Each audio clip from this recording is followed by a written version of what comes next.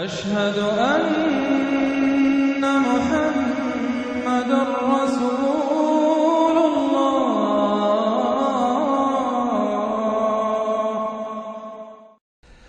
اب ہم اللہ کے نام سے قرآن حکیم میں مکی اور مدنی صورتوں کا جو دوسرا گروپ ہے اس کی مدنی صورتوں کے جوڑے کا مطالعہ شروع کر رہے ہیں۔ مکیات اس دوسرے گروپ میں دو ہیں، سورۃ الانعام، سورۃ الاعراف، جن کا مطالعہ ہم کر چکے، اور میں نے ابتدا ہی میں عرض کیا تھا کہ یہ گروپ اس اعتبار سے متوازن ہے کہ اس میں دو ہی سورتیں مکی ہیں، دو ہی مدنی ہیں۔ انفال اور توبہ یہ دو مدنیات ہیں۔ ان کا جو ربط اور تعلق ہے اس گروپ کی مکی صورتوں کے ساتھ، پہلے تو اس کو سمجھ لیجئے۔ ہم دیکھ چکے ہیں سورہ انعام اور اعراف میں کہ ان میں اتمام حجت ہوا ہے بنو اسماعیل پر یا مشرکین عرب پر۔ اس اتمام حجت کے بعد اللہ کا جو ہمیشہ سے ضابطہ اور قاعدہ رہا ہے، قانون رہا ہے کہ کسی رسول کے بھیجے جانے کے بعد اور اس کی جانب سے اتمام حجت کے کیے جانے کے بعد بھی اگر کوئی قوم کفر پر اڑی رہے بحیثیت مجموعی تو اس پر عذاب الہی آتا ہے، عذاب استیصال۔ اگرچہ یہ عذاب مختلف شکلوں میں آیا، کہیں کسی قوم کو ان کے اپنے ہی علاقوں میں سیلاب بھیج کر اور غرق کر دیا گیا جیسے حضرت نوح علیہ السلام، کہیں کوئی بہت تیز آندھی بھیجی اور اس کے نتیجے میں جیسے کہ قوم عاد کے اوپر عذاب آیا، کہیں زلزلہ آیا، کہیں آسمان سے پتھراؤ ہوا جیسے کہ عمورہ اور صدوم کی بستیوں پر ہوا، کہیں جیسا کہ آپ کو معلوم ہے کہ آل فرعون کو ان کے محلوں سے اور گھروں سے نکال کر لا کر سمندر میں غرق کر دیا۔ تو قریش پر جو عذاب آیا ہے اللہ تعالیٰ کا وہ اپنی نوعیت میں منفرد ہے، چونکہ حضور خود قرشی تھے، بنی اسماعیل میں سے تھے، اور آپ نے اتمام حجت کر دیا ان پر 13 برس تک 12 برس تک دعوت دے کر، تو اب گویا کہ وہ عذاب الہی کے مستحق ہو گئے تھے۔ لیکن یہ عذاب الہی جو ہے قریش پر جو آیا ہے وہ بالاقساط آیا ہے۔ اس کی قسط اول ہے کہ جو غزوہ بدر میں ان تک پہنچی، انہیں مکے سے نکالا گیا جیسے کہ آل فرعون کو ان کے محلات سے نکالا گیا اور لا کر سمندر میں غرق کیا گیا۔ وہ مکہ دارالحرم تھا، وہ تو جگہ تھی حرم، لہذا وہاں سے انہیں نکالا گیا، اور میدان بدر میں پہلی قسط عذاب الہی کی انہیں وصول کرنی پڑی۔ ان کے 70 سردار کھیت رہے اور معجزانہ طریقے پر کھیت رہے، اس میں کوئی شک نہیں کہ جیسے عذاب الہی پہلے قوموں پر آتے تھے اسی طرح کا معاملہ یہ ہوا ہے کہ تقریباً نہتے 313 میں سے صرف 8 افراد کے پاس تلواریں تھیں، اور ادھر سے 1000 پوری طرح کیل کانٹے سے لیس ہو کر آئے تھے۔ تو اللہ کی خصوصی مدد تھی کہ جس سے یہ عذاب آیا ہے اصل میں قریش کے اوپر، اور تقریباً تمام بڑے بڑے نامور سردار جو ہیں وہی میدان میں کھیت رہے، 70 ان کے قیدی ہو گئے۔ ابھی زخمی کتنے ہوئے ہوں گے انہیں بھی آپ ذہن میں رکھیے۔ تو یہ عذاب کی پہلی قسط تھی جو غزوہ بدر میں آئی ہے، اور پھر عذاب کا آخری مرحلہ آیا ہے سن 9 ہجری میں، جب مشرکین عرب کو آخری الٹیمیٹم دے دیا گیا کہ اب بس چند مہینے کی تمہیں مہلت دی جا رہی ہے، اس کے اندر اندر یا ایمان لے آؤ اور یا تمہیں تہہ تیغ کر دیا جائے گا۔ فَإِذَا انسَلَخَ الْأَشْهُرُ الْحُرُمُ فَاقْتُلُوا الْمُشْرِكِينَ حَيْثُ وَجَدتُّمُوهُمْ۔ اب یہ انتہائی یوں سمجھیے کہ توہین اور تذلیل کے ساتھ چیلنج تھا۔ یہ دوسری بات ہے کہ وہ سب لوگ ایمان لے آئے اور یہ قتل عام کی نوبت نہیں آئی، لیکن یہ کہ یہ آخری قسط تھی۔ وہ آخری قسط جو ہے سورہ توبہ میں بیان ہوئی ہے، اور عذاب کی پہلی قسط جو ہے وہ سورہ انفال میں ہے۔ ان دونوں صورتوں کو جمع کر دیا گیا تاکہ انعام اور اعراف میں بنو اسماعیل پر یا مشرکین عرب پر اتمام حجت، اور انفال اور توبہ میں ان پر جو عذاب الہی نازل ہوا اس کی تفصیل۔ تو یہ تو ہے معنوی ربط اس گروپ کی مکی اور مدنی صورتوں کے مابین۔ باقی جو یہ سورہ انفال ہے اس کے بارے میں نوٹ کر لیجئے کہ غزوہ بدر کے فوراً بعد متصلاً بعد نازل ہوئی ہے، گویا کہ سورہ آل عمران جو ہم پڑھ چکے ہیں اس سے پہلے ہے اس کا نزول، اس کے اکثر و بیشتر حصے سے پہلے نازل ہوئی ہے۔ تو یہ زمانی ترتیب جو ہے اگر یہ ذہن میں نہ رہے تو پھر اس سے کافی خلجان پیدا ہو جاتا ہے۔ اس کا جو پس منظر ہے وہ یہ غزوہ بدر کا معاملہ سمجھنا بہت ضروری ہے۔ دیکھیے یہاں تفصیل کا موقع تو ہے نہیں، میں نے سیرت النبی علیہ صاحب الصلاۃ والسلام سے منہج انقلاب نبوی کے جو مختلف سٹیپس ہیں کہ اس میں کن کن مراحل سے ہو کر آپ نے دین کے غلبے کا جو فرض منصبی آپ کے حوالے کیا گیا تھا اس کی تکمیل فرمائی، تو اس میں یوں سمجھیے کہ ایک مرحلہ تھا جو مکے میں طے ہو گیا، اور وہ اصل میں 4 مرحلے تھے: دعوت، تنظیم، تربیت اور صبر محض۔ وہاں ہاتھ اٹھانے کی اجازت نہیں تھی۔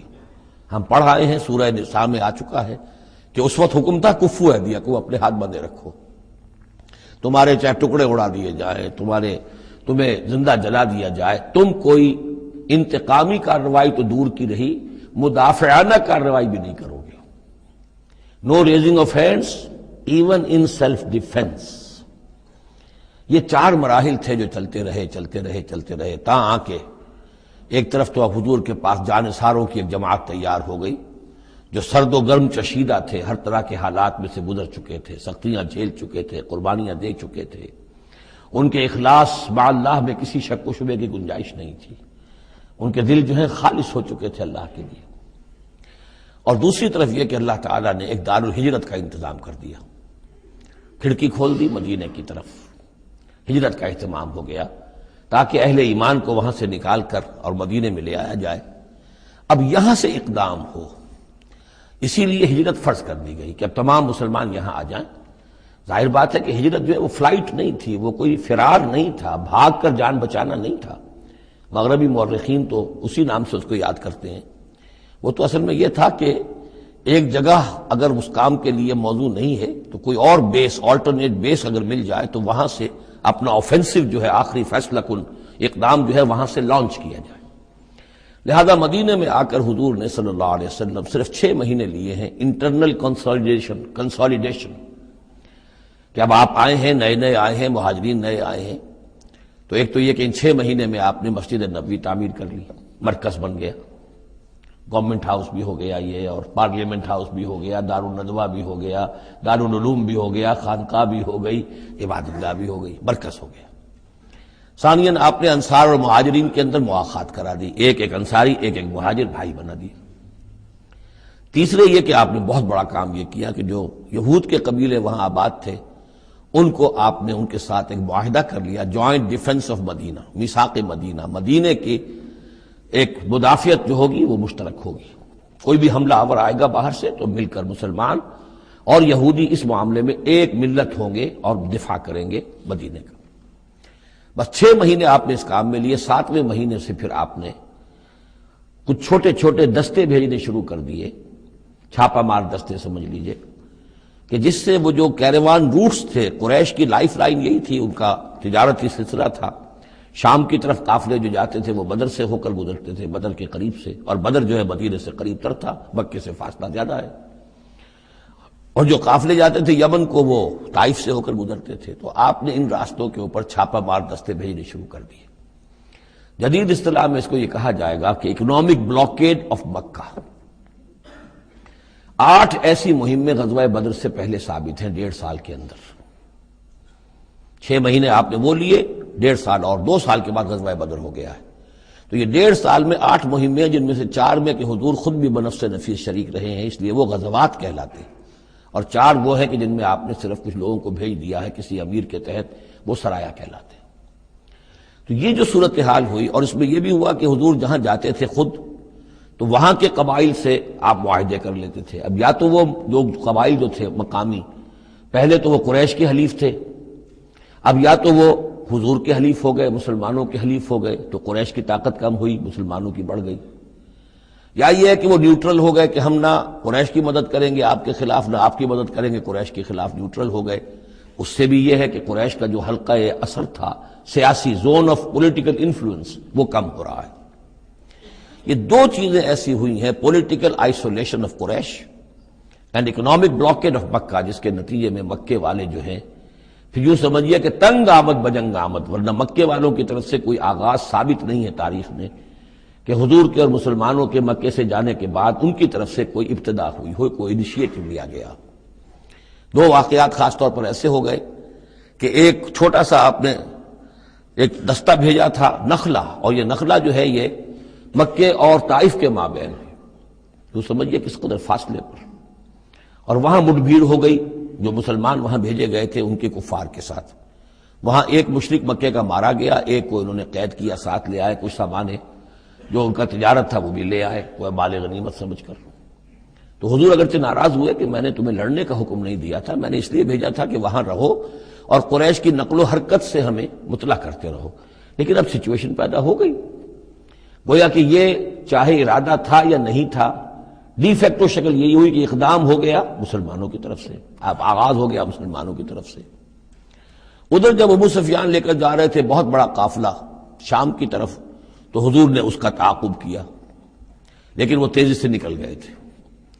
لیکن جب واپس آ رہے تھے اور 50,000 دینار کا سامان تھا ان کے قافلے کے اندر، بہت لدا پدا قافلہ، انہیں یہ خطرہ ہوا کہ اب پھر محمد صلی اللہ علیہ وسلم اور ان کے ساتھی کہیں لوٹیں گے ہمیں اور ہمارے اوپر حملہ کریں گے، روکیں گے ہمارا راستہ۔ تو انہوں نے یہ کی دوہری حکمت عملی کی کہ ایک تو یہ کہ ایک سوار بھیجا آگے تیزی کے ساتھ دوڑایا کہ مکے جاؤ اور کہو کہ ہمارے قافلے کو خطرہ ہے محمد سے صلی اللہ علیہ وسلم، لہذا مدد بھیجو۔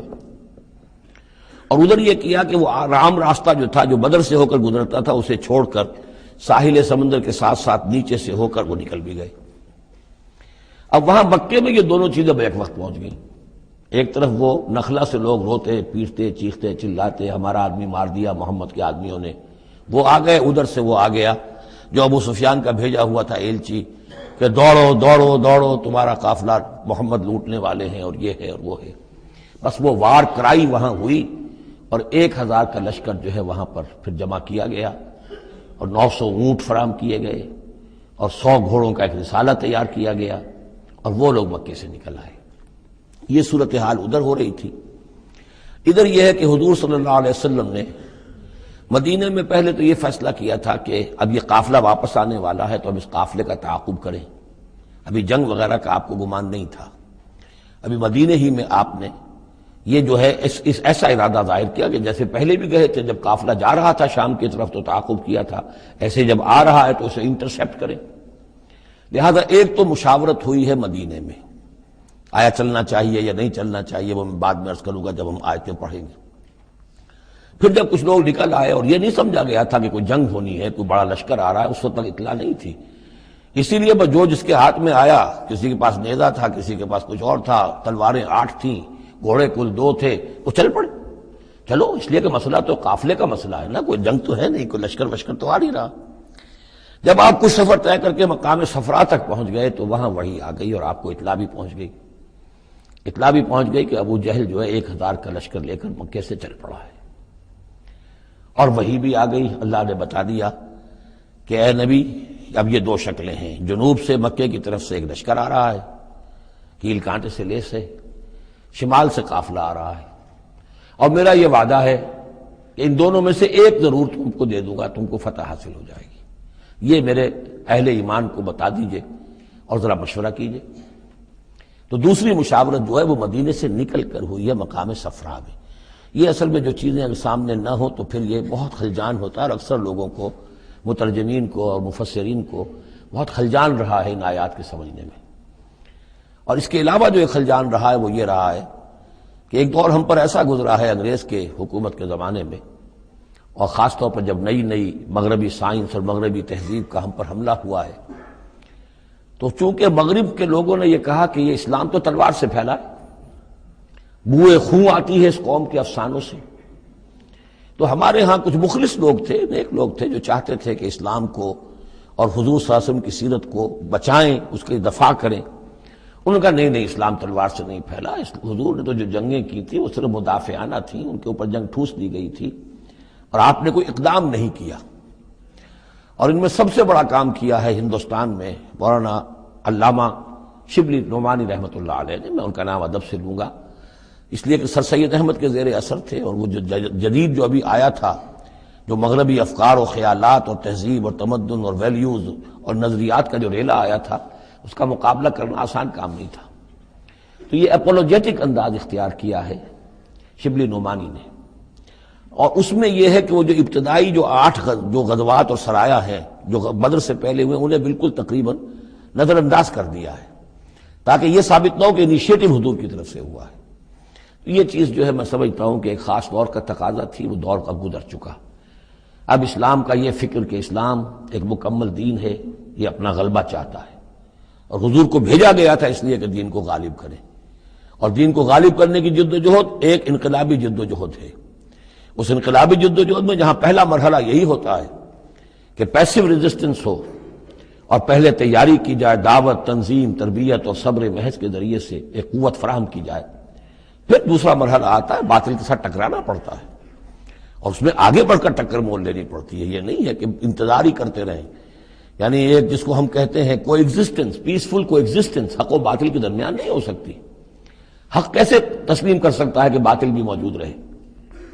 ہاں، حق میں جان نہیں ہے، اہل حق جو ہیں بے جان ہیں، مردہ ہیں، تو مجبوری ہے، لیکن اگر اہل حق میں جان ہو تو وہ کیسے برداشت کریں گے کہ باطل جو ہے اس کا غلبہ رہے؟ ہاں، باطل جو ہے وہ نیچا ہو کر رہے، اگر وہ مغلوبیت کی شکل اختیار کر لے تو ٹھیک ہے، لیکن یہ کہ باطل کا غلبہ ہو اور اہل ایمان میں جان بھی ہو، تو یہ دو چیزیں جو ہیں یہ تو ایک دوسرے سے بالکل متضاد ہیں۔ جیسے حضرت ابوبکر نے فرمایا تھا ایبدل الدین وانا حی، کیا دین میں ترمیم کی جائے گی جبکہ ابھی میں زندہ ہوں؟ میرے جیتے جی دین کے اندر ترمیم، یہ ممکن نہیں ہے۔ تو وہی بندہ مومن کی شان ہونی چاہیے۔ تو اصل حقائق والحق الحمدللہ بہت اچھی طریقے سے واضح ہو چکے ہیں۔ بہرحال اتنا پس منظر جو ہے جان لیجئے، اور ایک خاص اسلوب جو ہے اس سورہ مبارکہ کا، اگرچہ یہ تقریباً ایک خطبہ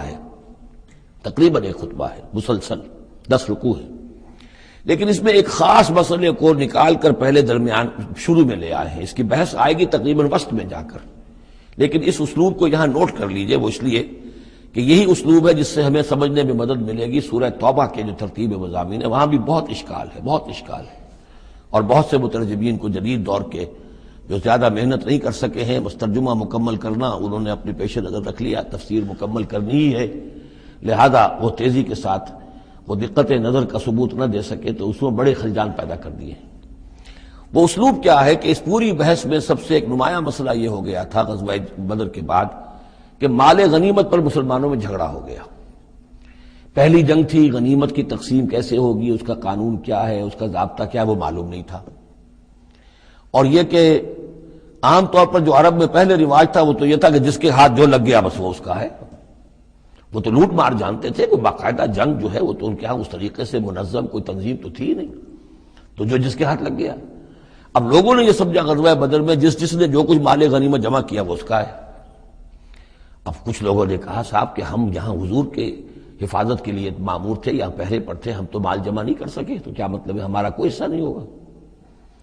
یا یہ ہے کہ کچھ بزرگوں نے کہا جو وہ اتنی بھاگ دوڑ تو نہیں کر سکتے جتنے نوجوان کر سکتے تھے، بھاگ کر دوڑ کر ادھر سے ادھر جمع کر لینا، لیکن یہ کہ ان کی حیثیت ہوتی ہے، وجاہت ہوتی ہے، تو ایک جھگڑا پیدا ہو گیا کہ یہ کس طریقے سے تقسیم ہو، کس کا کتنا حق ہے۔ تو اس جھگڑے کا ذکر کر کے سورت شروع کی ہے، لیکن اس کے اوپر کوئی بات یہاں نہیں کی، بلکہ کیٹیگوریکل بات کی ہے کہ جڑ کاٹ دی اس کی، لیکن اس پر جو اصل حکم ہے وہ بعد میں آئے گا وسط سورت میں۔ مال غنیمت کے لیے یہاں لفظ آیا انفال، یسألونک عن الانفال۔ اے نبی یہ آپ سے انفال کے بارے میں پوچھ رہا ہے۔ انفال جمع نفل کی، نفل کہتے ہیں کسی اضافی شے کو، جیسے نماز فرض ہے، یہ سنت مؤکدہ ہے، یہ فلاں ہے، یہ نفل ہے، اضافی ہے، آپ کی مرضی پر ہے، پڑھیں نہ پڑھیں۔ تو جو کہ جنگ میں اصل شے جو مطلوب ہوتی ہے وہ فتح ہوتی ہے، مال غنیمت تو ایک اضافی شے، بونس ہے جو مل گیا، ورنہ اصل شے جو ہے وہ مال غنیمت جو ہے پیش نظر جنگ میں نہیں ہوتی۔ لوٹ مار میں اصل شے جو ہے وہ لوٹ مار کا مال ہوتا ہے، لیکن جب جنگ ہوتی ہے تو جنگ میں تو اصل چیز جو مقصود ہے وہ فتح ہے۔ تو اس حوالے سے مال غنیمت کو انفال کے لفظ سے تعبیر کیا گیا، یسألونک عن الانفال۔ اے نبی یہ آپ سے پوچھ رہے ہیں مال غنیمت کے بارے میں، قل الانفال للہ والرسول۔ پہلے تو جڑ کاٹ دی مسئلے، کہہ دیں کہ یہ انفال کل کے کل اللہ اور اس کے رسول کے ہیں، تم میں سے کسی کا کوئی حق ہے ہی نہیں، لاؤ سب جمع کر دو۔ یہ فتح جو ہے تمہارے ہاتھوں نہیں آئی ہے، یہ اللہ کی خصوصی مدد سے آئی ہے، لہذا کسی کا کوئی حق نہیں۔ زیرو لیول پر لا کر پھر ان کو سنبھالنا آسان تھا، کہ جب معلوم ہو کہ سب کچھ ہاتھ سے دے کر، تو پھر تو ظاہر بات ہے کہ آدمی جو ہے جب ساری جاتی دیکھیے تو آدھی دیجیے بانٹ والی بات ہے، پھر وہ کم کے اوپر بھی راضی ہو گئے۔ لیکن پہلا مسئلہ یہی تھا، قل الانفال للہ والرسول واتقوا اللہ، اللہ کا تقوی اختیار کرو، واصلحوا ذات بینکم، اور اپنے آپس کے معاملات کو درست کرو، واطیعوا اللہ ورسولہ، اور اللہ اس کے رسول کی اطاعت کرو، ان کنتم مؤمنین، اگر تم مومن ہو۔ گویا کہ جڑ ہی کاٹ دی، کسی کا کوئی حق اس میں ہے ہی نہیں، یہ سب اللہ اس کے رسول کے لیے، یعنی اسلامی ریاست کے لیے۔ اب یہاں جو آگے آیات آ رہی ہیں بڑی اہم ہے۔ بندہ مومن کی شخصیت کا جو حیولہ ہے اور بندہ مومن کی جو تعریف ہے، جامع ترین اور مختصر ترین الفاظ میں یہ آئی ہے سورہ حجرات میں۔ اس کے دو حصے ہیں، ایک تو ہے بندہ مسلم، مسلمان کے لیے تو 5 چیزیں ہیں، کلمہ شہادت، نماز، روزہ، حج، زکوٰۃ۔ لیکن حقیقی مومن کے لیے اس میں 2 اضافی چیزیں شامل کرنی پڑیں گی۔ وہ کیا ہیں؟ دلی یقین اور عملی جہاد۔ بندہ مومن کی شخصیت کے اندر یہ 2 رخ اور ہونے چاہیے۔ جو صرف مسلمان ہے، کلمہ شہادت، نماز، روزہ، حج، زکوٰۃ، بنی الاسلام علی 5، شہادت اللہ الہ الا اللہ وان محمد رسول اللہ واقام الصلاۃ وایتاء الزکوٰۃ وصوم رمضان وحج البیت۔ لیکن مومن، انما المؤمنون الذین آمنوا باللہ ورسولہ ثم لم یرتابوا، یقین والا ایمان، دل میں ایمان، وجاہدوا باموالہم وانفسہم فی سبیل اللہ، اور جہاد کریں اپنی جان اور مال کے ساتھ اللہ کی راہ میں۔ اب یہاں یوں سمجھیے کہ سورہ حجرات کی اس آیت نمبر 15 میں جو ڈیفینیشن آئی ہے، جیسے پرکار ہوتی ہے، پرکار کو کھول دیا۔ ایک حصے کی کیفیات کو یہاں اس سورہ انفال کے شروع میں لے آئے ہیں، اور دوسری جہاد والی کیفیات کو سورہ انفال کے آخر میں لے آئے ہیں۔ تو یہ پرکار یہاں کھلی ہوئی ہے اس ڈیفینیشن کی۔ تو ایک حصہ ڈیفینیشن کا یہاں آ رہا ہے، انما المؤمنون الذین اذا ذکر اللہ وجلت قلوبہم، اہل ایمان، حقیقی مومن تو وہ ہیں کہ جب اللہ کا ذکر کیا جاتا ہے تو ان کے دل لرز جاتے ہیں۔ وَإِذَا تُلِيَتْ عَلَيْهِمْ آیَاتُهُ، اور جب انہیں اس کی آیات پڑھ کر سنائی جاتی ہیں، زادتہم ایمانا، ان کے ایمان میں بڑھوتری ہوتی ہے، اضافہ ہوتا ہے۔ وَعَلَىٰ رَبِّهِمْ يَتَوَكَّلُونَ، اور وہ اپنے رب پر توکل کرتے ہیں۔ الَّذِينَ يُقِيمُونَ الصَّلَاةَ، جو نماز کو قائم رکھتے ہیں۔ وَمِمَّا رَزَقْنَاهُمْ يُنْفِقُونَ، اور جو کچھ ہم نے انہیں دیا ہے اس میں سے اللہ کے لیے، اللہ کے دین کے لیے خرچ کرتے ہیں۔ انفاق فی سبیل اللہ مراد ہے۔ اولئک ھم المؤمنون حقا، یہ وہ لوگ ہیں جو سچے مومن ہیں، حقیقی مومن ہیں۔ لیکن نوٹ کر لیجئے، یہ بھی ابھی آدھی ڈیفینیشن آئی ہے، اس سورہ مبارکہ کے آخر میں آئے گی، اور وہاں جا کے پھر یہی الفاظ آئیں گے۔ یہ آیت نمبر 74 ہے، والذین آمنوا وہاجروا وجاہدوا فی سبیل اللہ والذین آووا ونصروا اولئک ھم المؤمنون حقا لہم مغفرۃ ورزق کریم۔ اس کے بعد ایک آیت اور بعد میں ہے، سورت ختم ہو جاتی ہے۔ تو لاسٹ بٹ 1 آیت، اور ادھر پہلی کے بعد دوسری، ان 2 جگہ پر ایمان کے حقائق کو تقسیم کر کے، پرکار کو کھول کر، گویا کہ پوری سورت کو ان 2 کے درمیان میں لے لیا گیا ہے، گود میں لے لیا گیا ہے۔ ایمان کی ڈیفینیشن کے یہ 2 حصے جو ہیں ان کی گود میں۔ اب یہاں سے شروع ہو رہا ہے غزوہ بدر کا۔ کما اخرجک ربک من بیتک بالحق، جیسے کہ نکالا آپ کو اے نبی آپ کے رب نے آپ کے گھر سے حق کے ساتھ، یعنی آپ کا یہ بدر کی طرف روانہ ہونا جو ہے یہ اللہ تعالیٰ کی ایک اسکیم کا حصہ تھا، اللہ کی اپنی ایک تدبیر ہے۔ وَإِنَّ فَرِيقًا مِّنَ الْمُؤْمِنِينَ لَكَارِهُونَ، اہل ایمان میں سے کچھ لوگ اسے پسند نہیں کر رہے تھے۔ یہ کون لوگ تھے؟ یہ ہے وہ پہلی مشاورت جو مدینہ ہی میں ہوئی ہے۔ ان میں ظاہر بات ہے مدینہ میں منافق بھی تھے، جن کا خیال یہ تھا لڑنے بھیڑنے کا، لوٹ مار کرنے کا، یہ کوئی فائدہ ہے بھلا؟ اچھی تبلیغ کرنی چاہیے، اچھی بات کہنی چاہیے، نیک بات کہنی چاہیے، یہ کیا طریقہ ہے؟ منافقین کا ایلیمنٹ موجود تھا جو اس کو پسند ہی نہیں کرتے تھے، اس لیے کہ جنگ کا سلسلہ چل نکلا تو ہمیں بھی جانا پڑے گا، ہماری جان اور مال کے اوپر بھی آنچ آئے گی، تو نپ دی ایول ان دی بڈ، اس سے تو بہتر ہے کہ اس کو یہیں پر ختم کرو۔ اس اعتبار سے ویسے بھی کچھ انسانی فطرت ایسی ہوتی ہے، کچھ نیک سرشت لوگ بھی ہوتے ہیں کہ آخر اس سے کیا فائدہ نکلے گا؟ ابھی کوئی خاص جو ہے قریش کی طرف سے تو اقدام ہوا نہیں تھا، ہم آگے بڑھ کر جو ہے یہ جو بات اقدام کر رہے ہیں تو آخر اس کا فائدہ کیا ہے؟ تو یہ اس قسم کی باتیں اس وقت کہی گئیں۔ ان فریقا من المؤمنین لکارہون، اب یہ مومنین ان میں سے اہل نفاق بھی ہو سکتے ہیں اور سادہ لوگ اور نیک دل جو مسلمان ہیں وہ بھی ہو سکتے ہیں۔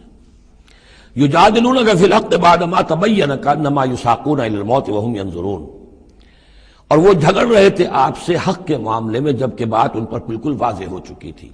یہ دوسری آیت میرے نزدیک جو دوسری مشاورت ہوئی ہے مقام صفرا پر، اس سے متعلق ہے۔ وہ یہ کہ وہاں سے جب مکے سے آپ چلے تو اس وقت تک کسی لشکر وغیرہ کی کوئی اطلاع نہ آپ کو تھی اور نہ اس کا کوئی گمان تھا ابھی۔ وہ تو ایسے ہی تھا جیسے پہلے 8 مرتبہ جو ہے وہ جو ایکسکرشنز جو ہوئی تھیں، جس طریقے کی مہمات بھیجی گئی تھیں، یہ اسی طرح کی ایک مہم ہے۔ لیکن یہ ہے کہ آگے چل کر جب آپ کچھ دور چل نکل کے آ گئے تھے، یہاں آ کر جو ہے آپ کو وحی بھی آ گئی اور اطلاعات بھی مل گئی کہ صورتحال وہ ہو چکی ہے۔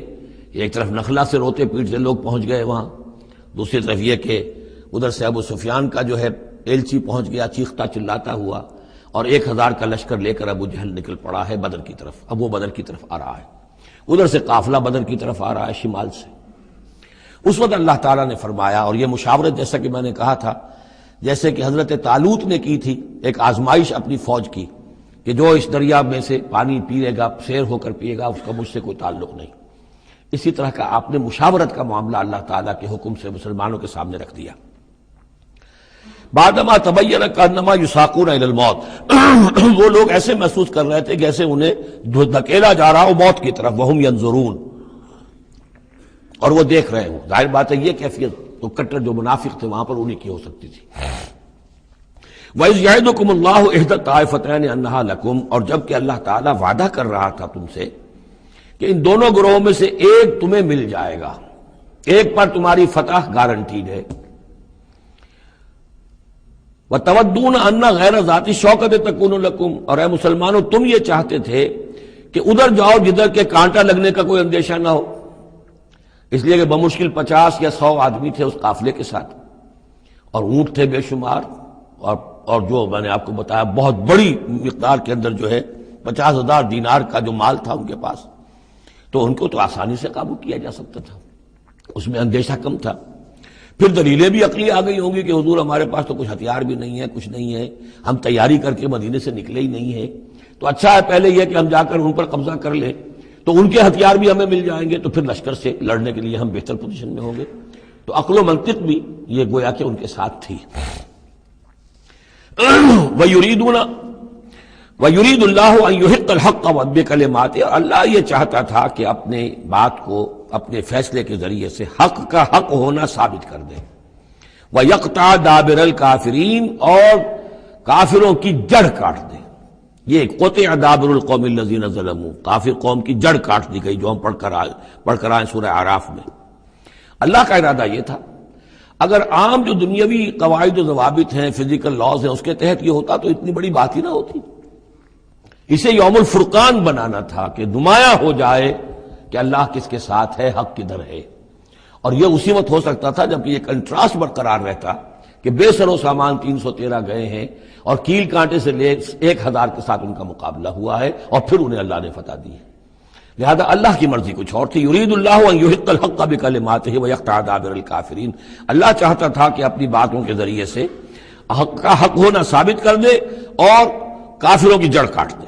یہ یحق الحق کا، تاکہ سچا ثابت کر دے حق کو، سچ کو، ویبطل الباطل، اور باطل ثابت کر دے باطل کو، باطل ہونا اس کا ثابت ہو جائے۔ ولو کرہ المجرمون، خواہ یہ مجرموں کو کتنا ہی ناگوار ہو۔ استستغیثون ربکم، یاد کرو جب کہ تم اپنے رب سے استغاثہ کر رہے تھے، دعائی دے رہے تھے کہ اللہ اب ہماری مدد فرما۔ فاستجاب لکم، تو اللہ نے تمہاری دعا کو قبول کیا تھا۔ انی ممدکم بألف من الملائکۃ مردفین، کہ میں تمہاری مدد کروں گا 1000 ملائکہ سے جو لگاتار آئیں گے، پے بپے آئیں گے۔ 1000 کا لشکر آیا ہے نا، تو 1000 فرشتے ہم تمہاری مدد کے لیے بھیج دیں گے۔ وما جعلہ اللہ الا بشرا، اور اللہ نے اس کو نہیں بنایا مگر تمہارے لیے بشارت۔ وَلِتَطْمَئِنَّ بِهِ قُلُوبُكُمْ، اور تاکہ تمہارے دل مطمئن ہو جائیں۔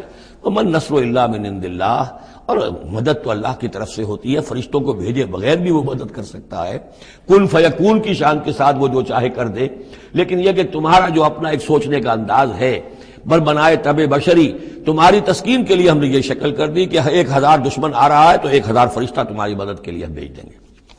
ان اللہ عزیز الحکیم، یقیناً اللہ تعالیٰ سب زبردست ہے اور حکمت والا۔ اذ یغشیکم النعاس امنۃ منہ، جبکہ تم کو ڈھانپ لیا تھا ایک اونگ نے جو امن کی اور تسکین کا ذریعہ بن گیا اللہ کی طرف سے۔ یہ دو معجزے ہوئے ہیں خاص اس وقت، معجزے اس معنی میں کہ عام حالات میں یہ چیزیں نہیں ہوتی، لیکن اس میں کوئی خرق عادت نہیں ہے۔ معجزہ اس معنی میں نہیں ہے کہ اس کو چیلنج کر کے حضور نے دکھایا ہو، اس معنی میں نہیں، بس یہ کہ غیر معمولی اللہ کی نصرت کی شکلیں ہیں۔ ایک تو یہ کہ حالانکہ معاملہ بڑا یعنی سخت تھا، لیکن رات کو جا کے پڑاؤ پر مسلمان سوئے اطمینان سے، بڑی عمدگی سے نیند آئی، دل میں وہ دغدغہ نہیں تھا، اللہ پر اطمینان تھا، اللہ کے لیے نکلے تھے، لہذا ان کو وہ بے چینی اور تشویش اور کل کیا ہو جائے گا، رہیں گے کہ نہیں رہیں گے، زندگی ہوگی موت، کچھ نہیں، نیند آئی، انہیں اطمینان سے سوئے، صبح کو اٹھے تو وہ گویا کہ چاقو چوبند تھے۔ نمبر دو یہ ینزل علیکم من السماء ماء، اور جب کہ اتارا اس نے تم پر آسمان سے پانی، بارش ہو گئی، اس سے یہ ہوا لیطہرکم، تاکہ تمہیں پاک کرے، جنہیں غسل کی حاجت تھی غسل کر لیا، وَیُذْهِبَ عَنْکُمُ الرِّجْسَ الشیطان، اور دور کر دے تم سے شیطان کی نجاست کو، وَلِيَرْبِطَ عَلَىٰ قُلُوبِكُمْ، اور یہ کہ تاکہ تمہارے دلوں کے اندر بھی، بارش کے بعد جو فضا ہوتی ہے اس سے طبیعت کے اندر بھی ایک اطمینان اور سکون پیدا ہوتا ہے، ورنہ واقعہ یہ ہے کہ جہاں پر آ کر قریش پہلے ڈیرہ ڈال چکے تھے، پانی پر ان کا قبضہ تھا، اب یہاں پانی نہیں تھا، بارش ہوئی تو وہ نشیبی جگہ میں انہوں نے ایک اپنا حوض بھی جمع کر لیا، پانی بھی جو ہے وہ ان کے پاس فراہم ہو گیا۔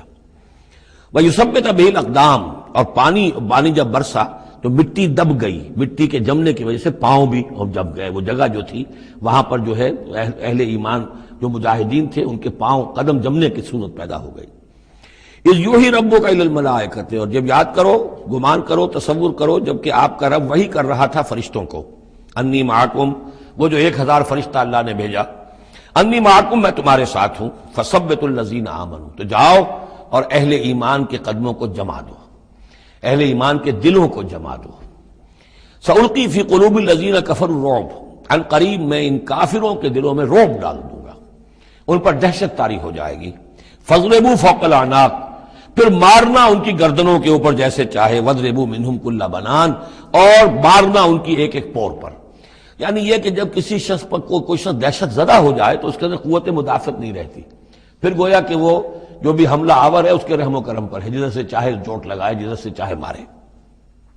ذالک بانہم شاقوا اللہ ورسولہ، اور یہ سزا ان کو اس لیے دی جائے گی کہ انہوں نے مخالفت کی، زدہ کی، دشمنی کی اللہ کی اور اس کے رسول کی۔ ومن یشاقق اللہ ورسولہ فإن اللہ شدید العقاب، اور جو اللہ اور اس کے رسول کا دشمن ہو جائے اور اس سے زدہ کرے تو اللہ تعالیٰ بھی سزا دینے میں بہت سخت ہے۔ ذالکم فذوقوہ، دیکھو اب یہ قریش سے خطاب ہے، ذالکم فذوقوہ، دیکھو یہ آگے پہلی قسط وصول کرو، چکھ لو اس کو، وَأَنَّ لِلْكَافِرِينَ عَذَابَ النَّارِ، اور ابھی جو تمہارے یہ کھیت رہے ہیں ان کی سزا یہی ختم نہیں ہو گئی ہے، ان کے لیے جہنم کا عذاب ہے۔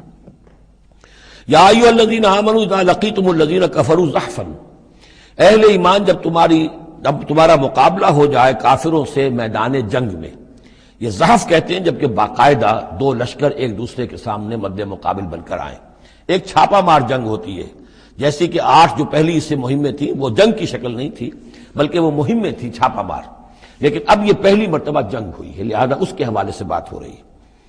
یا ایھا الذین آمنوا اذا لقیتم الذین کفروا زحفا فلا تولوہم الادبار، تو تم ان کو پیٹھ مت دکھاؤ، پیٹھ مت موڑو، مطلب یہ کہ کھڑے رہو، ڈٹے رہو، مقابلہ کرو، جان چلی جائے لیکن یہ کہ پیچھے قدم نہ ہٹے۔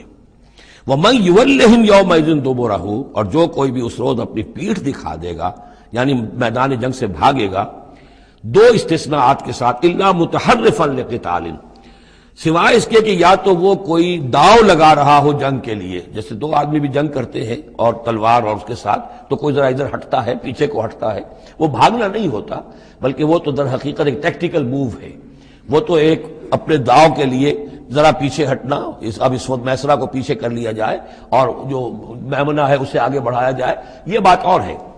اور متحیزا الی فئۃ، یا یہ کہ کوئی اور جمعیت ہے جس کی طرف جا کر ملنا ہے اور اس کے لیے ریٹریٹ ہو رہی ہے، تو آرڈرلی ریٹریٹ یہ ایک علیحدہ شے ہو جائے گی اور ٹیکٹیکل موو یہ علیحدہ شے ہو جائے گی۔ تو آرڈرلی ریٹریٹ اور ٹیکٹیکل موو، ان دو کے سوا اگر کوئی بھگدڑ کے اندر کوئی جان بچا کر بھاگا، فقط باب غضب من اللہ، تو اس نے تو اللہ کا غضب جو ہے وہ کما لیا۔ ومأواہ جہنم، اس کا ٹھکانہ جہنم ہوگا، وبئس المصیر، اور وہ بہت ہی برا ٹھکانہ ہے۔ اب یہاں وہ بات آ گئی، فلم تقتلوہم، اے مسلمانوں تم نے انہیں قتل نہیں کیا، ولکن اللہ قتلہم، اللہ نے انہیں قتل کیا۔ ویسے تو یہ کہ فاعل حقیقی اللہ ہے، ہم جو کام بھی کرتے ہیں اور جس شے کے اندر بھی کوئی تاثیر ہے وہ اللہ ہی کی وجہ سے، لا فاعل فی الحقیقت ولا مؤثر الا اللہ۔ عام حالات میں بھی یہ، لیکن یہ خاص حالات تھے جن میں اللہ تعالیٰ کی خصوصی مدد آئی ہے۔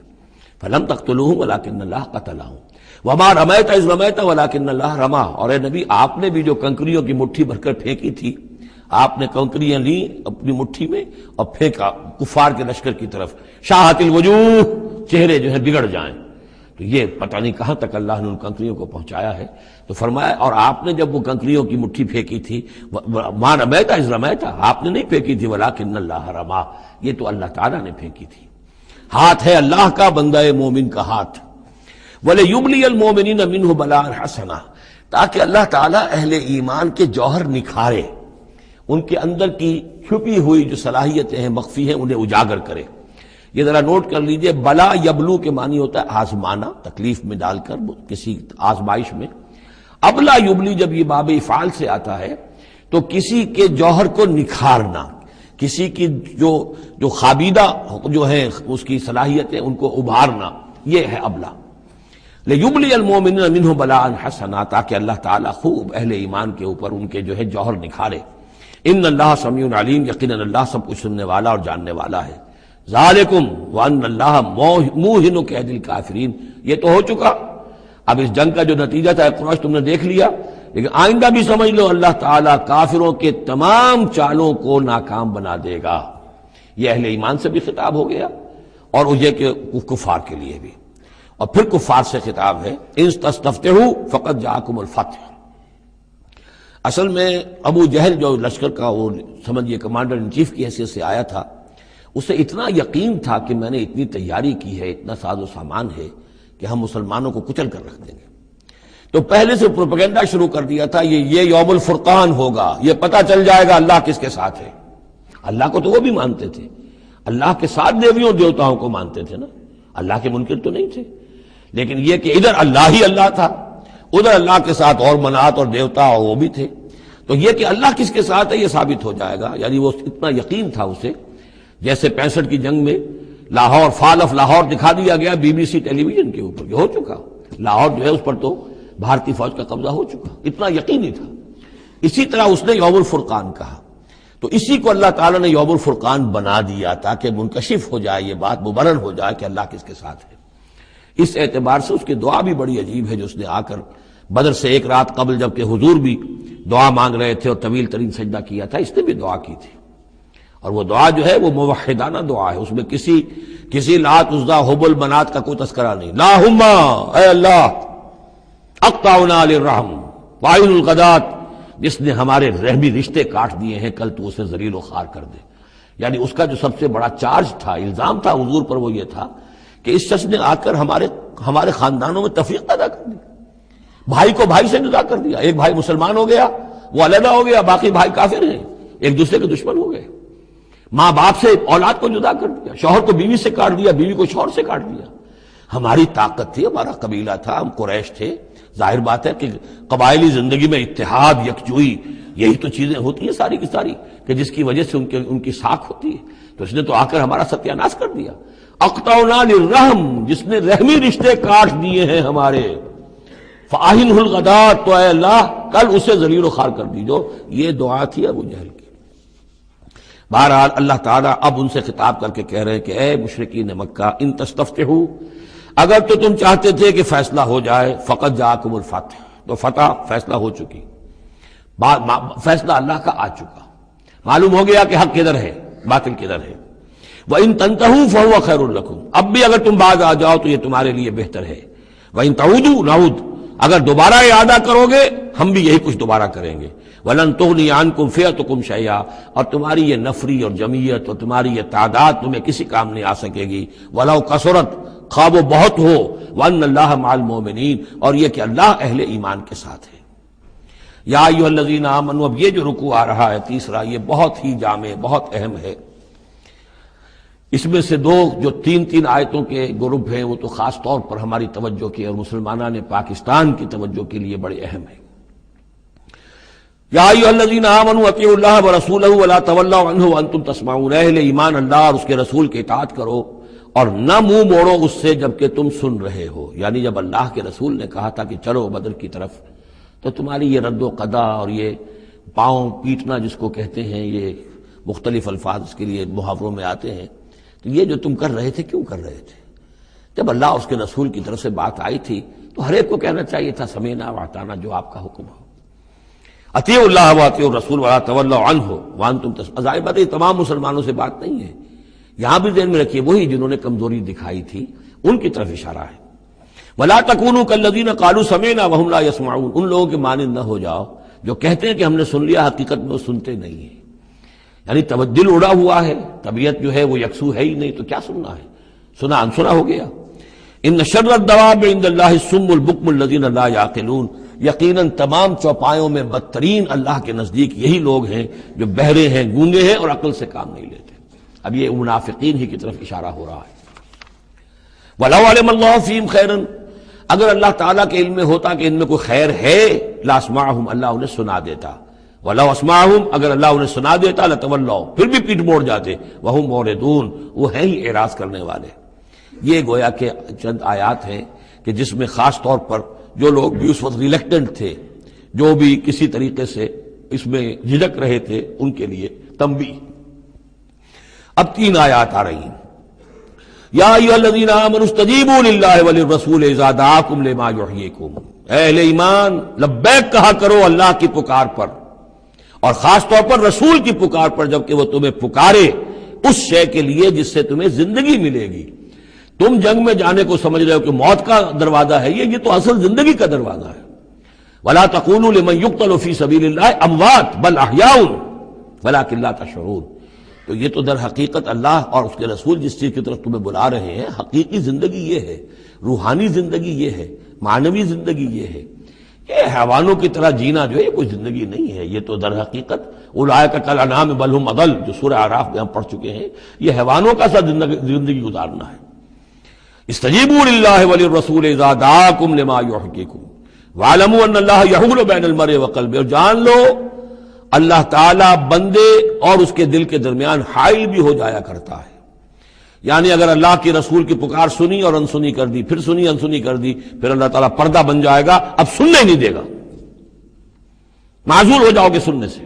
یہی وہ بات ہے جس کو کہیں کہتے ہیں ختم اللہ علی قلوبہم وعلی سمعہم، ان کے دلوں پر اللہ نے مہر کر دی ہے، ان کی سماعت پر، اور ہم پڑھ چکے ہیں سورہ انعام میں وَنُقَلِّبُ أَفْئِدَتَهُمْ وَأَبْصَارَهُمْ كَمَا لَمْ يُؤْمِنُوا بِهِ أَوَّلَ مَرَّةٍ، پہلی مرتبہ اگر نہیں کرو گے قبول تو پھر یہ ہے کہ تمہارے دل الٹ دیے جائیں گے، تمہاری نگاہیں الٹ دی جائیں گی۔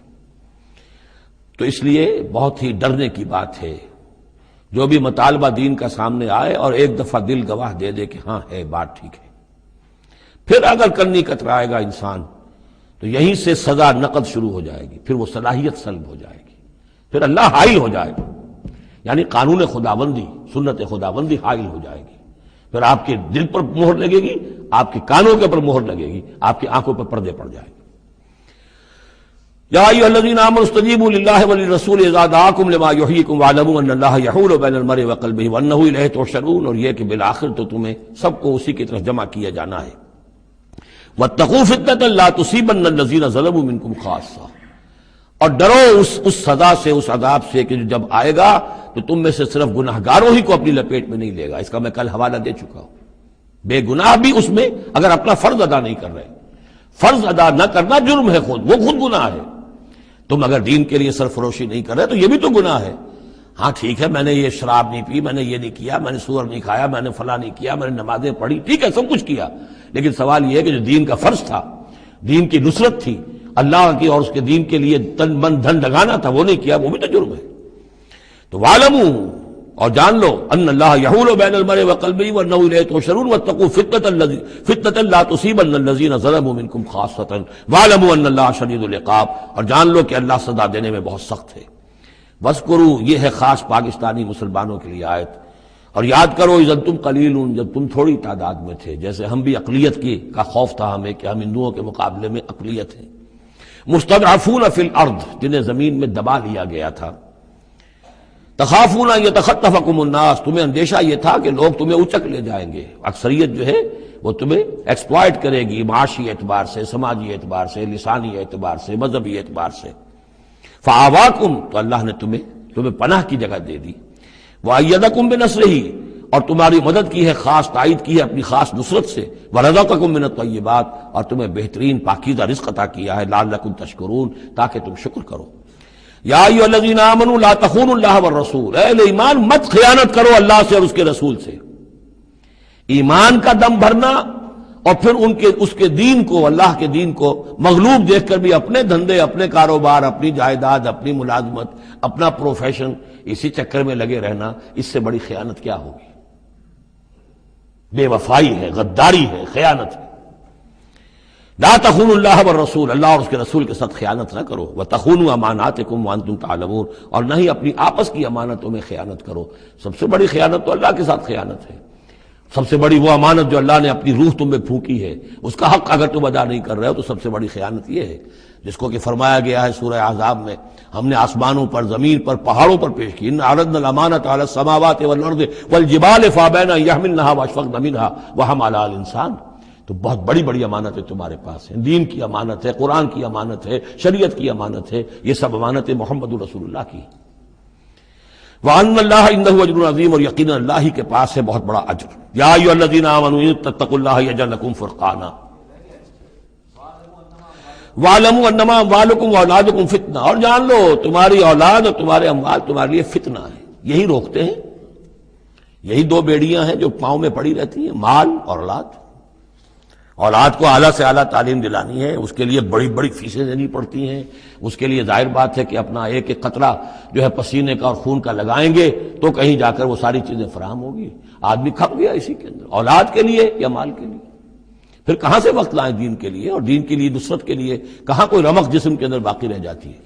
جان لو کہ تمہارے اموال اور تمہاری اولاد تمہارے لیے فتنہ ہے۔ فتنہ کہتے ہیں جس پر کسی کو پرکھا جائے، کسوٹی جس کے اوپر پرکھا جا رہا۔ وَأَنَّ اللَّهَ عِندَهُ أَجْرٌ عَظِيمٌ، اور یقیناً اللہ ہی کے پاس ہے بڑا اجر۔ یا ایھا الذین آمنوا ان تتقوا اللہ یجعل لکم فرقانا، اہل ایمان اگر تم اللہ کے تقوی پر برقرار رہو گے، تمہارے لیے فرقان، ایک کے بعد دوسری فرقان آتی رہے گی۔ پہلا فرقان تو یہ آ گیا، یہ فتح جو تمہیں دی گئی ہے۔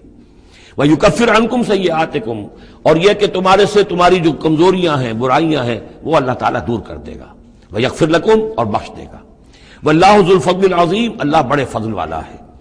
وَإِذْ يَمْكُرُ بِكَ الَّذِينَ كَفَرُوا، اب یہ ہجرت سے پہلے جو صورتحال تھی مکے میں کہ قریش کے سردار بیٹھتے تھے دارالندوہ میں، کیا کریں اب ہم محمد صلی اللہ علیہ وسلم کو قتل کر دیں، سازشیں ہوتی تھیں، اور اسی طریقے سے انہیں قید کر دیں، کہیں یہاں سے نکلنے پہ مجبور کر دیں، تو وہ جو سازشیں ان کی ہوتی تھی اور مشورے ہوتے تھے ان کا ذکر ہے۔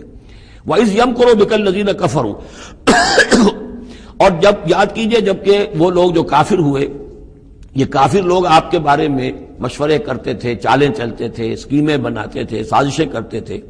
لِيُثْبِتُوكَ، نمبر ایک تو یہ کہ آپ کو کہیں قید کر دیں، اور يَقْتُلُوكَ، یا قتل کر دیں، اور يُخْرِجُوكَ، یا آپ کو اپنی بستی سے کہیں نکال دیں۔ وَيَمْكُرُونَ وَيَمْكُرُ اللَّهُ، وہ بھی چالیں چل رہے تھے، ان کی بھی اسکیمز تھیں اور اللہ کی اپنی اسکیم تھی۔ واللہ خیر الماکرین، اور ظاہر بات ہے کہ اللہ تعالیٰ بہترین ہے پلاننگ کرنے والا اور بہترین ہے تدبیر فرمانے والا۔ وَإِذَا تُتْلَىٰ عَلَيْهِمْ آيَاتُنَا قَالُوا قَدْ سَمِعْنَا لَوْ نَشَاءُ لَقُلْنَا مِثْلَ هَٰذَا، اور جب انہیں ہماری آیات پڑھ کے سنائی جاتی ہے تو وہ کہتے ہیں ٹھیک ہے، بہت سن لی ہم نے یہ آیات، بہت محمد آپ نے سنا لیا، کوئی ایسی بات بھی نہیں ہے، ہم چاہیں گے تو ایسا ہی کلام ہم بھی کہہ لیں گے۔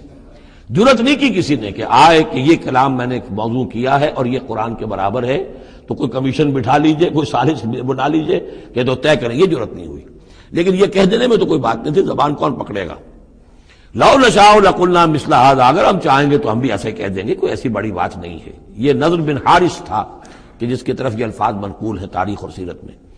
ان هذا الا اساطیر الاولین، یہ نہیں ہے یہ مگر یہ کہ پچھلوں کی کہانیاں ہیں، قصے ہیں، جیسے آج بھی مستشرقین کہتے ہیں کہ کچھ تورات سے کچھ انجیل سے محمد نے لے لیا جوڑ جاڑ کر اور یہ قرآن بنایا ہے۔ اب تو خیر وہ دور ذرا بدل گیا ہے، یہ ذرا پچھلی صدی کی بات تھی، اس دور میں لوگ اس قسم کی باتیں زیادہ کرتے تھے۔ وَإِذْ قَالُوا اللَّهُمَّ إِنْ كَانَ هَذَا هُوَ الْحَقُّ، اور وہی بات جو میں نے آپ کو بتائی تھی کل بھی کہ قریش کے لیے سب سے بڑا مسئلہ اپنے عوام کو سنبھالنے کا ہو گیا تھا، کیسے روکیں ان کو کہ یہ محمد صلی اللہ علیہ وسلم کا ایمان نہ لائیں۔ اس کے لیے جو اور تدبیریں وہ کرتے تھے اسی کی طرح کی ایک تدبیر کا ذکر آ رہا ہے. مجمع عام میں کھڑے ہو کر دعائیں مانگ رہے ہیں کہ اے اللہ اگر یہ جو کچھ محمد کہہ رہے ہیں اگر یہ حق ہے اور تیرے پاس سے آیا ہے یہ قرآن، فامطر علینا حجارۃ من السماء وَإِذْ قَالُوا اللَّهُمَّ إِنْ كَانَ هَذَا هُوَ الْحَقَّ مِنْ عِنْدِكَ، اگر یہ ہے حق تیری طرف سے، فامطر علینا حجارۃ من السماء، تو برسا دے ہم پر پتھر آسمان سے، اب ائتنا بعذاب علیم، یا پھر بھیج دے ہم پر کوئی عذاب. اب عذاب آیا نہیں. دیکھ لو اس کا مطلب یہ کہ یہ محمد جھوٹے ہیں صلی اللہ علیہ وسلم. ہم نے تو کہہ دیا، اللہ کو پکار کر کہہ دیا. ہو سکتا ہے کبھی کعبے کے پردے پکڑ پکڑ کر کہا ہو اسی طریقے سے، تاکہ پورا یقین ہو جائے، کسی درجے میں بھی ہمارے عوام کے اندر کوئی وسوسہ، کوئی دغدغہ باقی نہ رہے. وَمَا كَانَ اللَّهُ لِيُعَذِّبَهُمْ، اور اللہ تعالیٰ انہیں عذاب نہیں دے سکتا تھا، اللہ کے لیے ممکن نہیں تھا کہ ان پر عذاب بھیجتا. وَأَنْتَ فِيهِمْ، جبکہ ابھی اے محمد آپ ان کے مابین موجود تھے. ہجرت سے پہلے معاملہ نہیں ہوا کرتا. یہ اللہ اپنے رسول کو ان کے ساتھی اہل ایمان کو نکال لیتا ہے، اس کے بعد کوئی عذاب اس نوعیت کا آتا ہے جس نوعیت کا وہ عذاب مانگ رہے تھے. وَأَنْتَ فِيهِمْ وَمَا كَانَ اللَّهُ مُعَذِّبَهُمْ، اللہ ان کو عذاب دینے والا نہیں تھا. وَهُمْ يَسْتَغْفِرُونَ، جبکہ وہ استغفار بھی کر رہے تھے.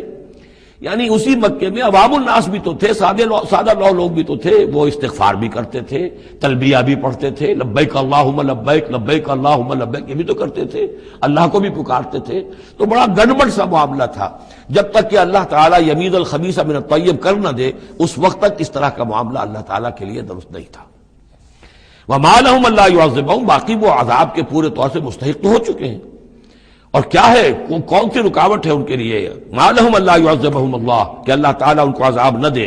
وَهُمْ يَصُدُّونَ عَنِ الْمَسْجِدِ الْحَرَامِ، جبکہ وہ روک رہے ہیں مسجد حرام سے لوگوں کو. وَمَا كَانُوا أَوْلِيَاءَهُ، اور حقیقت میں یہ اس کے متولی نہیں ہیں، یہ اس کے مختار نہیں ہیں، یہ اس کے ساتھی نہیں ہیں. ان اولیاءہ الا المتقون، اس اللہ کے گھر کے تو ولی اور اس کے جو اصل مجاور کہہ لیجئے یا متولی کہہ لیجئے وہ تو ہوں گے متقی لوگ جو اللہ کا تقوی رکھتے ہوں، اللہ کی بندگی کرتے ہوں. ولکن اکثرهم لا يعلمون، لیکن ان کی اکثریت علم نہیں رکھتی. وما كان صلاتهم عند البيت، اور انہوں نے جو نماز کا حلیہ بگاڑا ہے، نہیں ہے ان کی نماز بیت اللہ کے پاس الا مقام و تصدیہ، سیٹیاں بجاتے ہیں، تالیاں پیٹتے ہیں، یہ ان کی نماز رہ گئی ہے. طواف کرتے تھے تو اس میں سب سے اونچا طواف تھا برہنہ طواف، اور نماز جو تھی ان کی وہ یہ تھی، سیٹیاں بجاتے ہوئے. جیسے کہ آپ کو معلوم ہے کہ بعض علاقوں میں مسجدوں کے اندر جب وہ میلاد کی محفلیں ہوتی ہیں تو اس کے اندر ڈھول اور ڈھمکا، یہ میں نے سنا ہے کہ خاص طور پر افریقہ کے بعض ممالک میں کام ہوتا ہے. یہ اللہ کا شکر ہے اس حد تک کم سے کم یہ کہ بر عظیم پاک و ہند کے اندر جو بھی صورت ہوئی ہے وہ یہ مسجد کے اندر یہ خرافات نہیں ہوئی ہے، باقی باہر ہو رہی ہے جو بھی ہو رہی ہے. تو انہوں نے نماز کی بھی شکل یہ بنا دی تھی. فذوقوا العذاب بما کنتم تکفرون، تو اب چکھو مزہ عذاب کا اپنے کفر کے پاداش میں. ان الذین کفروا ينفقون اموالهم ليصدوا عن سبیل اللہ، ظاہر بات ہے یہ لشکر آیا تھا تو اس کے لیے بھی تو لاؤ لشکر تیار کرنا پڑا تھا نا، ساز و سامان، 900 اونٹ، 1000 آدمیوں کے لیے راشن بھی چاہیے تھا. مکے سے چل کے مدینے تک آنا ہے، جنگ میں رہنا ہے، تو یہ 10 اونٹ روزانہ جو ہے ذبح ہو رہے تھے اس فوج کے لیے. تو یہ سارا جو انفاق کیا ہے کچھ لوگوں نے کیا ہے نا، جو باطل کے لیے انفاق کر رہے تھے، شیطان کے لیے. وہ حزب الشیطان جو ہے آخر وہ بھی تو مجاہد تھے، وہ مجاہد تھے فی سبیل الشیطان، فی سبیل الشرک. تو جو خرچ کر رہے ہیں اپنے مال لیصدوا عن سبیل اللہ، تاکہ لوگوں کو روک سکیں اللہ کے راستے سے، فسینفقونھا، وہ اور بھی خرچ کریں گے، ابھی انہیں اور بڑے لشکر تیار کرنے پڑیں گے. ثم تکون علیہم حسرۃ، پھر یہ سب ان کے لیے ایک حسرت بن جائے گی. سب کچھ مال بھی ہم نے لگا دیا، ساری جانیں ہم نے گنوا دی، کچھ نہ ہوا، محمد کا بال بیکا نہ کر سکے صلی اللہ علیہ وسلم. اللہ کا دین تو جا الحق وزهق الباطل ان الباطل کان زہوقا، ایک وقت آئے گا کہ اللہ کا دین جو ہے غالب ہو جائے گا. ثم یغلبون، پھر وہ مغلوب ہو کر رہیں گے. والذین کفروا الی جہنم یحشرون، اور جو ان میں سے کافر ہوں گے، جو اس وقت ایمان لے آئیں گے اللہ تعالیٰ ان کو معاف فرما دے گا، اور جو کفر پر اڑے رہیں گے وہ جہنم کی طرف گھیر کر لے جائے جائیں گے. لیمیز اللہ الخبیث من الطیب، یہ بات جو ہے سورہ آل عمران میں بھی آئی، تاکہ اللہ تعالیٰ پاک کو ناپاک سے علیحدہ کر دے، ممیز کر دے. وَيَجْعَلَ الْخَبِيثَ بَعْضَهُ عَلَى بَعْضٍ، اور جو ناپاک ہے اس کو ایک دوسرے کے اوپر سٹیک کرتا چلا جائے. فَيَرْكَمُهُ، اس کا ڈھیر کر دے جميعاً، اور ان کو سب کو فَيَجْعَلَهُ فِي جَهَنَّمَ، اور سب کو پھر جہنم میں جھونک دے. یعنی یہ کہ یہ پہلے تو یہ سفٹنگ کرنی ہوگی، یہ طیب ہے یہ خبیث. خبیث کو ایک دوسرے کے اوپر سٹیک کیجئے اور پھر اس کو جہنم میں ایک ہی مرتبہ دھکا دے دیجئے. لیمیز اللہ الخبیث من الطیب ویجعل الخبیث بعضہ علی بعض فیرکمہ جمیعا فیجعلہ فی جہنم اولئک هم الخاسرون. یقیناً یہی لوگ ہیں خسارے پانے والے. قل للذین کفروا ان ینتہوا یغفر لهم ما قد سلف. اعلان کر دیجئے محمد صلی اللہ علیہ وسلم ان کافروں کے سامنے اب بھی اگر باز آ جائیں تو جو کچھ ہو چکا ہے وہ معاف کر دیا جائے گا. اب بھی موقع ہے, اب بھی ایمان لے آؤ. یعودو, اور اگر وہ اعادہ کریں گے دوبارہ یہی کچھ کریں گے, فقط بدت سنت الاولین, تو پچھلوں کی بھی داستانیں گزر چکی ہیں, ان کی جو بھی کچھ ان پر ہوا ہے وہ سب کو معلوم ہے. اب ظاہر بات ہے کہ وہ مکی قرآن تو نازل ہو چکا تھا, سورہ اعراف بھی نازل ہو چکی, سورہ نام بھی نازل ہو چکی.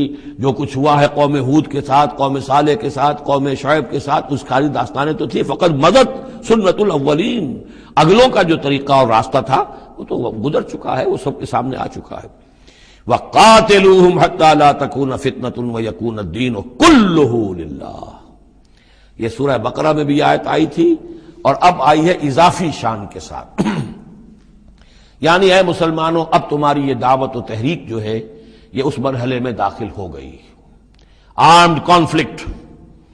اب یہ 15 برس کے بعد حضور نے جب دعوت کا آغاز کیا ہے مکے میں, اس کے بعد سے 15 برس گزر چکے. اب وہ دعوت, تنظیم, تربیت, صبر محض کا دور ختم ہوا, پیسو ریزسٹنس کا دور ختم ہوا.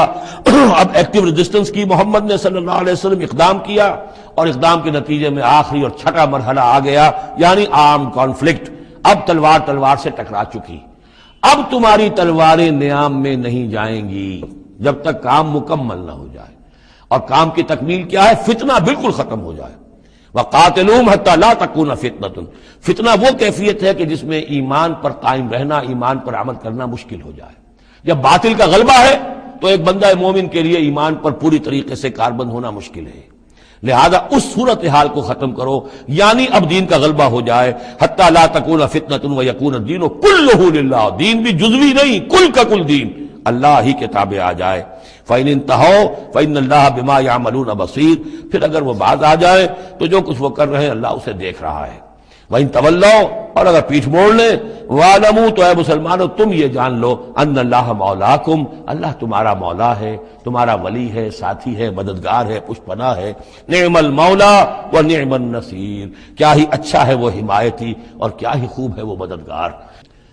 وَاعْلَمُوا أَنَّمَا غَنِمْتُم مِّن شَيْءٍ فَأَنَّ لِلَّهِ خُمُسَهُ وَلِلرَّسُولِ وَلِذِي الْقُرْبَى وَالْيَتَامَى وَالْمَسَاكِينِ وَابْنِ السَّبِيلِ إِن كُنتُمْ آمَنتُم بِاللَّهِ وَمَا أَنزَلْنَا عَلَىٰ عَبْدِنَا يَوْمَ الْفُرْقَانِ يَوْمَ الْتَقَى الْجَمْعَانِ وَاللَّهُ عَلَىٰ كُلِّ شَيْءٍ قَدِيرٌ. صدق اللہ العظیم. اب یہاں وہ مال غنیمت کا حکم بیان ہو رہا ہے. وَاعْلَمُوا, جان لو, انما غنمتم من شیء, جو بھی غنیمت تمہیں حاصل ہوئی ہے, فَأَنَّ لِلَّهِ خُمُسَهُ, تو اس کا خمس, 5واں حصہ تو اللہ کے لیے ہے, وَلِلرَّسُولِ, اور رسول کے لیے ہے, وَلِذِي الْقُرْبَى, اور رسول کے قرابت داروں کے لیے ہے. یہ بات سمجھ لیجئے یہاں اچھی طرح کہ در حقیقت حضور صلی اللہ علیہ وسلم کا جو معاش کا معاملہ تھا, جب تک آپ مکے میں تھے حضرت خدیجہ الکبریٰ رضی اللہ تعالی عنہا کی دولت جو ہے اس سے آپ کا کام چل رہا تھا, جو بھی بچا کچا ان کا سرمایہ تھا. مدینے میں آ کر ظاہر بات ہے کہ اب آپ کے پاس اپنا کوئی ذریعہ معاش نہیں تھا, نہ آپ کوئی تجارت کرتے تھے. تو اب آپ کے اخراجات, اور پھر یہ کہ آپ کے بھی قرابت دار ہیں, آپ کی ازواج مطہرات ہیں, ان کے اخراجات کہاں سے آئیں گے؟ تو مال غنیمت میں سے خمس جو ہے وہ اس کام کے لیے رکھ لیا گیا. گویا وہ بیت المال کا حصہ ہوگا, اور بیت المال ہی کفالت کرے گا حضور کی بھی اور حضور کے قرابت داروں کی بھی. اس کے علاوہ اس بیت المال میں یتامى والمساکین وابن السبیل, اس میں حصہ ہوگا یتیموں کے لیے بھی اور مساکین اور محتاجوں کے لیے بھی اور مسافروں کے لیے بھی. یہ گویا کہ 5واں حصہ مال غنیمت کا تو ہو گیا, سرکار سمجھ لیجیے, سرکاری ہو گیا.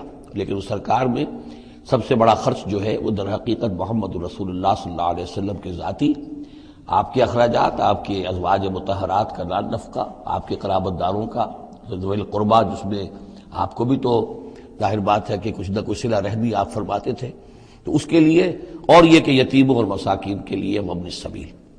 ان کنتم آمنتم باللہ, اگر تم ایمان رکھتے ہو اللہ پر، وما انزلنا علی عبدنا، اور اس شے پر جو ہم نے نازل کی اپنے بندے پر، یوم الفرقان، فیصلے کے دن، یعنی جو شے نازل کی وہ ہے غیبی امداد، نصرت غیبی، جو فرشتے آئے۔ ظاہر بات ہے کہ وہ ایک انسین جو ہے غیب کا معاملہ ہے، فرشتوں کو دیکھا تو کسی نے نہیں، تو جیسے وحی آتی تھی حضرت جبرائیل لے کر آتے تھے تو اس پر ایمان رکھتے ہو کہ یہ قرآن جو ہے اللہ کی طرف سے ہے، ایسے ہی تمہیں یقین ہونا چاہیے کہ اللہ تعالیٰ نے اپنا وہ وعدہ پورا فرمایا اور اللہ تعالیٰ نے فرشتے بھیجے۔ تو اگر تمہیں وہ یقین ہے تو پھر تم اس حکم کو پورے طور پر یوں سمجھیے کہ دلی طور پر اس کو قبول کرو، خوش دلی کے ساتھ پوری طریقے سے، کہ خمس جو ہے وہ تو اللہ اور اس کے رسول کا، بیت المال کا۔ بقیہ کے بارے میں حضور نے فرما دیا کہ 4/5 جو ہے یہ اب تقسیم ہو جائے گا مجاہدین کے درمیان۔ اس میں اس سے کوئی بحث نہیں ہے کہ کس نے کتنا جمع کیا، سارا مال ایک جگہ جمع ہوگا اور پھر اس کے حصے لگیں گے، چاہے کوئی پہرے پر تھا، جنگ کی نوبت ہی نہیں آئی، چاہے یہ کہ کوئی باقاعدہ جنگ میں کسی نے حصہ لیا، چاہے کسی نے مال غنیمت جمع کیا چاہے نہیں کیا، جو بھی جنگ میں ہے ان کو برابر کا حصہ ملے گا۔ اس میں یہ ہے کہ جو سواریوں والے تھے انہیں دوہرا اور جو پیدل تھے انہیں اکیلا، اس لیے کہ سواریاں اگر کسی کا اونٹ ہے کسی کا گھوڑا ہے، 2 گھوڑے بھی تھے تو ظاہر بات ہے کہ اس کے چارے وغیرہ کا بندوبست وہ خود اپنے پاس سے کرتا تھا، کوئی سپلائی لائنز تو آج کل کی جس طرح فوجوں کی ہوتی ہیں وہاں موجود نہیں تھی، لہذا جو مجاہد تھا کہ جو سوار تھا گھوڑے پر یا اونٹ پر، جس کا اپنا گھوڑا تھا اپنا اونٹ تھا، اس کو دوہرا حصہ، اور جو عام پیادہ جو مجاہد تھا اس کو اکیلا۔ وَاعْلَمُوا أَنَّمَا غَنِمْتُم مِّن شَيْءٍ فَأَنَّ لِلَّهِ خُمُسَهُ وَلِلرَّسُولِ وَلِذِي الْقُرْبَى وَالْيَتَامَى وَالْمَسَاكِينِ وَابْنِ السَّبِيلِ إِن كُنتُمْ آمَنتُم بِاللَّهِ وَمَا أَنزَلْنَا عَلَىٰ عَبْدِنَا يَوْمَ الْفُرْقَانِ يَوْمَ الْتَقَى الْجَمْعَانِ، اس فرقان والے دن، فیصلے کے دن، جس دن کی 2 فوجیں بھڑ گئی تھیں۔ واللہ علی کل شیء قدیر، اور اللہ تعالیٰ ہر چیز پر قادر ہے۔ اذ انتم بالعدوۃ الدنیا وہم بالعدوۃ القصویٰ، اصل میں یہ جو وادی ہے جس میں بدر واقع ہوا ہے یہ ایک گھاٹی سی ہے جو دونوں کناروں کے اوپر تو بہت تنگ ہے لیکن درمیان میں بہت کھل کر میدان بن جاتا ہے۔ اس کا ایک سرا جو ہے وہ شمال کی طرف نکل جاتا ہے اور وہ جا رہا ہے شام کی طرف، ایک سرا جنوب کی طرف ہے اور وہ جاتا ہے مکے کی طرف، ایک مشرق کی طرف آتا ہے کہ جو مدینے کی طرف آ رہا ہے، اور اکثر و بیشتر جو پہلے حاجی جاتے تھے وہ اسی راستے پر تھے، یہی راستہ تھا۔ اب تو جو نیا طریق الہجرہ بڑی اعلیٰ سڑک بن گئی ہے تو لوگوں کو ان مقامات سے گزرنے کا موقع نہیں ملتا، ورنہ بدر سے ہو کر ہی راستہ گزرتا تھا۔ تو ایسا ہوا ہے کہ اللہ تعالیٰ کی طرف سے ایسی اسکیم بن گئی، تدبیر ایسی ہو گئی کہ عین بر وقت پہنچے، وہ جو مدینے والا سرا تھا جو قریب تھا مدینے کے اس وادی کا، اس پر حضور پہنچے، اور عین اسی وقت جو دور والا سرا تھا، گھاٹی جہاں پہ ختم ہو رہی تھی جنوب کی طرف، وہاں وہ قریش بھی پہنچ گئے بر وقت۔ جب تم تھے ورلے کنارے پر اور وہ تھے پرلے کنارے پر، اذ انتم بالعدوۃ الدنیا، دنیا ادنا کا مؤنث ہے قریب تر، وہم بالعدوۃ القصویٰ، اور وہ تھے پرلے کنارے پر، والرکب اسفل منکم، اور وہ جو قافلہ تھا وہ تم سے نیچے تھا، نیچے ہو کر گزر گیا تھا، یعنی اس کے بعد پہاڑوں کی ایک رینج تھی اور اس کے بعد پھر تہامہ کا میدان تھا۔ تو ابو سفیان نے یہ کیا تھا کہ قافلے کو لے کر اس بدر کی گھاٹی میں داخل ہی نہیں ہوئے، ادھر سے تو وہ پیغام بھی بھیج دیا تاکہ فوج ادھر سے آئے، تاکہ مسلمانوں کی توجہ بھی ہو تو فوج کی طرف ہو جائے، اور اسی میں وہ داؤ لگا کر اپنے قافلے کو بچا کر نکال کر لے جائیں، اور وہ تہامہ میں ساحل کے ساتھ ساتھ ہو کر نکل بھی گئے۔ وَلَوْ تَوَاعَدتُّمْ لَاخْتَلَفْتُمْ فِي الْمِيعَادِ، اور اگر تم لوگوں نے آپس میں معاہدہ کیا ہوتا کہ فلاں وقت پر ہمیں پہنچنا ہے، ہو سکتا ہے کہ تم ایک ساتھ نہ پہنچ سکتے، اختلاف ہو جاتا، جیسے اپوائنٹمنٹ ہوتی ہے فلاں وقت پہ میں بھی پہنچوں گا آپ بھی پہنچ جائیں تو کچھ نہ کچھ آگے پیچھے ہو جاتا ہے، تو اگر تم طے کر کے بھی آتے تو اتنا نہ ہوتا جتنا کہ ہم نے اپنی مشیت اپنی تدبیر سے کر دیا کہ عین وقت پر تمہیں وہاں پہنچا دیا۔ اس کی وجہ کیا تھی؟ ہم چاہتے تھے کہ یہ ٹکراؤ ہو جائے اور یہ بات واضح ہو جائے کہ جان لیں اہل مکہ کہ اللہ تعالیٰ کی نصرت کس کے ساتھ ہے، اس کے عوام بھی سمجھ لیں۔ وَلَٰكِن لِيَقْضِيَ اللَّهُ أَمْرًا كَانَ مَفْعُولًا، لیکن یہ سب کچھ لیے ہوا تاکہ اللہ تعالیٰ طے کر دے وہ شے، فیصلہ کر دے کہ جو ہو کر رہنی ہے، كَانَ مَفْعُولًا لِيَهْلِكَ مَنْ هَلَكَ عَنْ بَيِّنَةٍ، تاکہ اب جسے ہلاک ہونا ہے وہ ہلاک ہو بات کے واضح ہو جانے کے بعد۔ اب بھی عوام کی اگر آنکھیں نہیں کھلتی تو پھر گویا کہ وہ پھر مورد الزام خود ہے، اب ان کے سرداروں نے جو کچھ ان کی مت ماری تھی، اب آ کر اس موقع کے بعد ان کی آنکھیں کھل جانی چاہیے۔ اب بھی اگر کوئی ہلاک ہوتا ہے تو بات کے واضح ہونے کے بعد ہلاک ہو، لِيَهْلِكَ مَنْ هَلَكَ عَنْ بَيِّنَةٍ وَيَحْيَىٰ مَنْ حَيَّ عَنْ بَيِّنَةٍ، اور جسے جینا ہے، جس کی زندگی ہے روحانی زندگی، اور جو سیدھے راستے پر آنا چاہتا ہے وہ بھی اس بینہ کی بنا پر وہ سیدھے راستے پر آ جائے اور حیات معنوی حاصل کر لے۔ وَإِنَّ اللَّهَ سَمِيعٌ عَلِيمٌ، اور یقیناً اللہ سب کچھ سننے والا اور جاننے والا ہے۔ اِذْ يُرِيكَهُمُ اللَّهُ فِي مَنَامِكَ قَلِيلًا، جبکہ اللہ تعالیٰ آپ کو دکھا رہا تھا اے نبی ان کو آپ کی نیند میں کم۔ حضور نے خواب میں دیکھا کہ کوئی بڑی طاقت نہیں ہے، بڑی تھوڑی سی جمعیت ہے قریش کی جو آئی ہے، حالانکہ 1000 کا لشکر تھا۔ وَلَوْ أَرَاكَهُمْ كَثِيرًا، اور اگر آپ کو دکھایا ہوتا کہ وہ بڑی بڑی تعداد میں آ رہے ہیں، لَفَشِلْتُمْ، اور آپ نے وہ بات بتائی ہوتی صحابہ کرام کو، اپنے ساتھیوں کو، تو اے مسلمانوں پھر تم کمزوری دکھاتے، تم ڈھیلے پڑ جاتے۔ وَلَا تَنَازَعْتُمْ فِي الْأَمْرِ، اور معاملے کے اندر پھر کوئی ایک اور تنازع کھڑا ہو جاتا کہ ہمیں یہاں جنگ کرنی بھی چاہیے کہ نہیں۔ ولیکن اللہ سلم، لیکن اللہ تعالیٰ نے سلامتی پیدا فرما دی۔ انہ علیم بذات الصدور، یقیناً وہ جو کچھ سینوں کے اندر ہے اس سے واقف ہے۔ اس کی توجہ یہ کی ہے مفسرین نے کہ اگرچہ نبی کا خواب جھوٹا نہیں ہو سکتا، یہ نہیں تھا کہ حضور کو جو خواب دکھایا گیا وہ غلط تھا، اصل میں ان کی جو معنوی حقیقت تھی وہ دکھا دی گئی۔ ایک ہے کسی شے کے اندر جو کمیت ہے، کوانٹیٹیو ایلیمنٹ ہے اس کا، ایک ہے جو اس کی کیفیت ہے، جو اس کے اندر اصل حقیقت ہے۔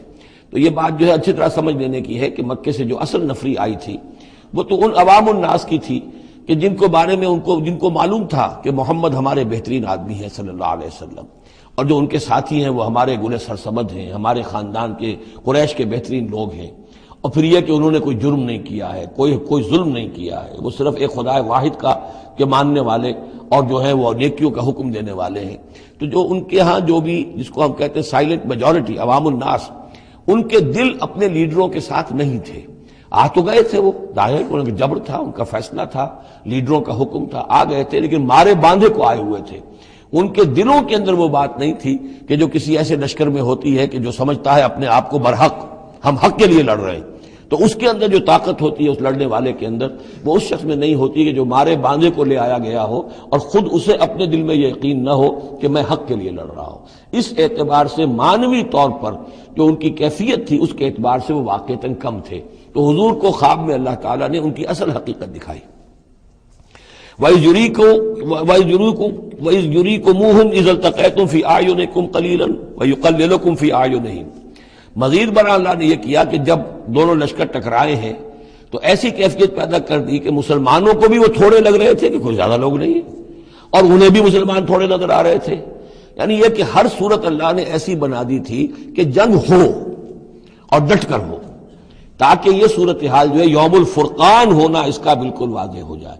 اگر کسی وجہ سے وہ کرنی کترا جاتا معاملہ اور جنگ نہ ہوتی، مقابلہ نہ ہوتا، تو جس طریقے سے کہ اللہ اس کو فیصلہ کن دن بنا دینا چاہتا تھا، یوم الفرقان، فیصلے کا دن، وہ صورتحال پیدا نہ ہوتی۔ لِيَقْضِيَ اللَّهُ أَمْرًا كَانَ مَفْعُولًا، تاکہ اللہ پورا کر دے اس معاملے کو کہ جو ہونے والا ہی تھا۔ وَإِلَى اللَّهِ تُرْجَعُ الْأُمُورُ، اور تمام معاملات بالآخر تو اللہ ہی کی طرف لوٹا دیے جائیں گے۔ یا ایھا الذین آمنوا اذا لقیتم فئۃ فاثبتوا، اے اہل ایمان جب بھی اب تمہارا، اب چونکہ دور شروع ہو گیا ہے، اب تمہاری جد و جہد جو ہے وہ آخری مرحلے میں داخل ہو چکی ہے، مسلح تصادم کا آغاز ہو چکا ہے، اور یہ تو ابھی پہلی جنگ ہے، ابھی جنگیں اور آنی ہیں، اگلے ہی سال غزوہ احد ہو گیا۔ جب بھی تمہارا مقابلہ ہو کسی فوج سے فاثبتوا، پہلا حکم تو یہ ہے کہ پھر ثابت قدم رہو، قدم جمائے رکھو۔ دوسرا حکم وَاذْكُرُوا اللَّهَ كَثِيرًا، اور اللہ کا ذکر کرو کثرت کے ساتھ، لعلکم تفلحون، تاکہ تم فلاح پاؤ۔ تمہاری جو طاقت ہے وہ اللہ تعالیٰ کے بھروسے پر ہے۔ وَاصْبِرْ وَمَا صَبْرُكَ إِلَّا بِاللَّهِ، ایک بندہ مومن کا صبر جو ہے وہ اللہ کے بھروسے پر ہے، لہذا اللہ یاد رہے گا، اللہ کے ساتھ قلبی تعلق، روحانی تعلق استوار ہوگا تو تم ثابت قدم رہو گے، اور اگر اللہ کے ساتھ رشتہ ٹوٹ گیا، قلبی رشتہ، روحانی رشتہ، تو پھر تمہارے اندر جان نہیں ہوگی۔ اور تیسرا حکم لعلکم تفلحون، تاکہ تم مراد پاؤ، اور تیسرا حکم اطیعوا اللہ ورسولہ، اور دیکھو تیسرا حکم یہ ہے کہ جو ڈسپلن ہے اس کی پابندی کرو، حکم مانو اللہ کا اور اس کے رسول کا۔ اب ویسے تو یہاں اللہ کا حکم بھی کہا گیا ہے، لیکن ظاہر بات ہے کہ وہاں تو ہر وقت جو حکم آتا تھا وہ رسول کا حکم آتا تھا، اس لیے کہ قرآن بھی آ رہا ہے تو رسول کی زبان سے ادا ہو رہا ہے، اور رسول اپنی جانب سے اپنی اجتہاد کے تحت، اپنی رائے کے تحت، اپنی تدبیر کے تحت کوئی رائے دے رہے ہیں تو بھی حضور کی زبان مبارک سے ادا ہو رہا ہے۔ تو ویسے کہنے کو یہ اللہ اور اس کے رسول کی اطاعت کرو، لیکن عملاً وہ رسول اطاعت بن جاتی ہے۔ بمصطفیٰ برساں خویش را کہ دی ہمہ اوست، واطیعوا اللہ ورسولہ ولا تنازعوا، اور دیکھو آپس میں جھگڑو نہیں. یہی وہ الفاظ آئے ہیں جو سورہ آل عمران میں ہم پڑھ چکے ہیں. وَلَقَدْ صَدَقَكُمُ اللَّهُ وَعْدَهُ إِذْ تَحُسُّونَهُمْ بِإِذْنِهِ حَتَّى إِذَا فَشِلْتُمْ وَتَنَازَعْتُمْ فِي الْأَمْرِ وَعَصَيْتُمْ مِن بَعْدِ مَا أَرَاكُمْ مَا تُحِبُّونَ. اب یہ 1 سال بعد ہونے والا ہے. یہ 1 سال پہلے ان سے کہا جا رہا ہے نظم کی پابندی کرو، اطاعت رسول پر کاربند رہو، ولا تنازعوا، اختلاف نہ کرو، جھگڑا نہ ڈالو، فتفشلوا، تو تم ڈھیلے پڑ جاؤ گے، وتذهب ريحكم، اور تمہاری ہوا اکھڑ جائے گی، واصبروا، اور ثابت قدم رہو، ان اللہ مع الصابرین، یقیناً اللہ تعالیٰ صابروں کے ساتھ ہے. اللہ کی نصرت، تائید اہل صبر کے ساتھ ہے.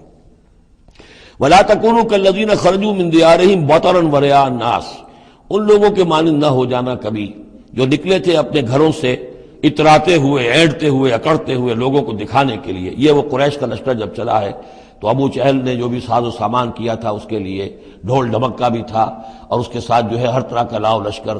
تو وہ تو جا رہے تھے بالکل اس خیال سے کہ فتح ہماری ہے ہی ہے اور ہم مسل کر رکھ دیں گے، جیسے مچھر کو مسل دیا جاتا ہے.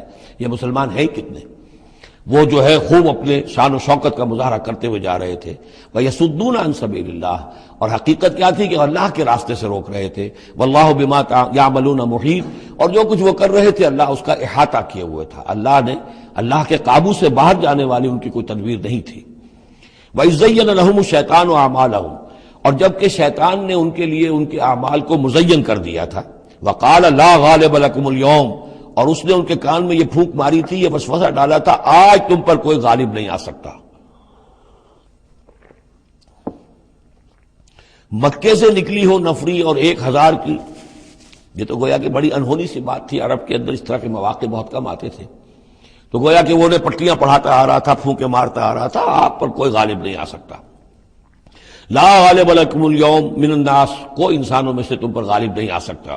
وانی جار لکم، اور میں بھی تمہارے ساتھ ہی ہوں.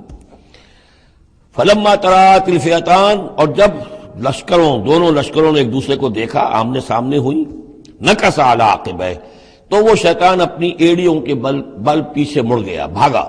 وقال، اور اس نے کہا انی بریء منکم، میں تم سے لا تعلق ہوں، میرا تم سے کوئی تعلق نہیں. انی ارا ما لا ترون، میں وہ کچھ دیکھ رہا ہوں جو تم نہیں دیکھ رہے. فرشتوں کو دیکھنا جو ہے، چونکہ یہ بھی ناری مخلوق ہے، نور اور نار میں بڑا قرب ہے. نوری مخلوق ہے ملائکہ، اور ناری مخلوق ہے جن، اور یہ جن ہے عزازیل، ابلیس. تو اس کو نظر آ گیا فرشتے آ رہے. انی ارا ما لا ترون، میں وہ کچھ دیکھ رہا ہوں جو تم نہیں دیکھ سکتے. انی اخاف اللہ، مجھے اللہ کا خوف ہے. واللہ شدید العقاب، اور اللہ سزا دینے میں بہت سخت ہے. اذ یقول المنافقون والذین فی قلوبہم مرض، اب یہ ایک نقشہ تو یہ تھا کہ جب چلے آ رہے تھے قریش کا لشکر لے کر ابو جہل اور اس کے ساتھی سردار، اور ادھر شیطان بھی ان کو پہلے تو پیٹھ ٹھوکتا ہوا آ رہا ہے، اور عین وقت پر جو ہے وہ ان کو ساتھ چھوڑ کر بھاگا ہے. ادھر جب مدینے کے اندر اب جہاں وہاں سے مسلمان چلے تھے، حضور چلے تھے، تو جو کوئی منافق پیچھے رہ گئے تھے وہ اب باتیں کر رہے تھے. اذ یقول المنافقون والذین فی قلوبہم مرض، جبکہ کہہ رہے تھے وہ منافق لوگ اور وہ لوگ کہ جن کے دلوں میں روگ تھا. غر ہؤلاء دینہم، ان مسلمانوں کو تو ان کے دین نے بالکل دھوکے میں ڈال دیا ہے، مت ماری گئی ہے، دماغ خراب ہو گیا ہے، قریش سے ٹکرانے چلے ہیں، ان کی عقل جواب دے گئی ہے. ہم تو پہلے بھی سمجھتے تھے کہ یہ سفہاء ہیں، بے وقوف ہیں، احمق ہیں، لیکن اب تو معلوم ہوتا ہے کہ سرے سے مت ماری گئی. غر ہؤلاء دینہم، ان کے دین نے ان کی مت مار دی. ومن یتوکل علی اللہ فإن اللہ عزیز حکیم، انہیں کیا پتا کہ جو کوئی توکل کرے اللہ پر تو اللہ تعالیٰ زبردست ہے، حکمت والا. ولو تری یتوفی الذین کفروا الملائکۃ، اور کاش تم دیکھ سکتے جب کہ قبض کرتے ہیں فرشتے ان کافروں کو، ان کی جانوں کو، یضربون وجوہہم، ان کے چہروں پر ضرب لگاتے ہوئے، وادبارہم، اور ان کی پیٹھوں پر، وذوقوا عذاب الحریق، اور کہتے اب چکھو جلنے کا عذاب.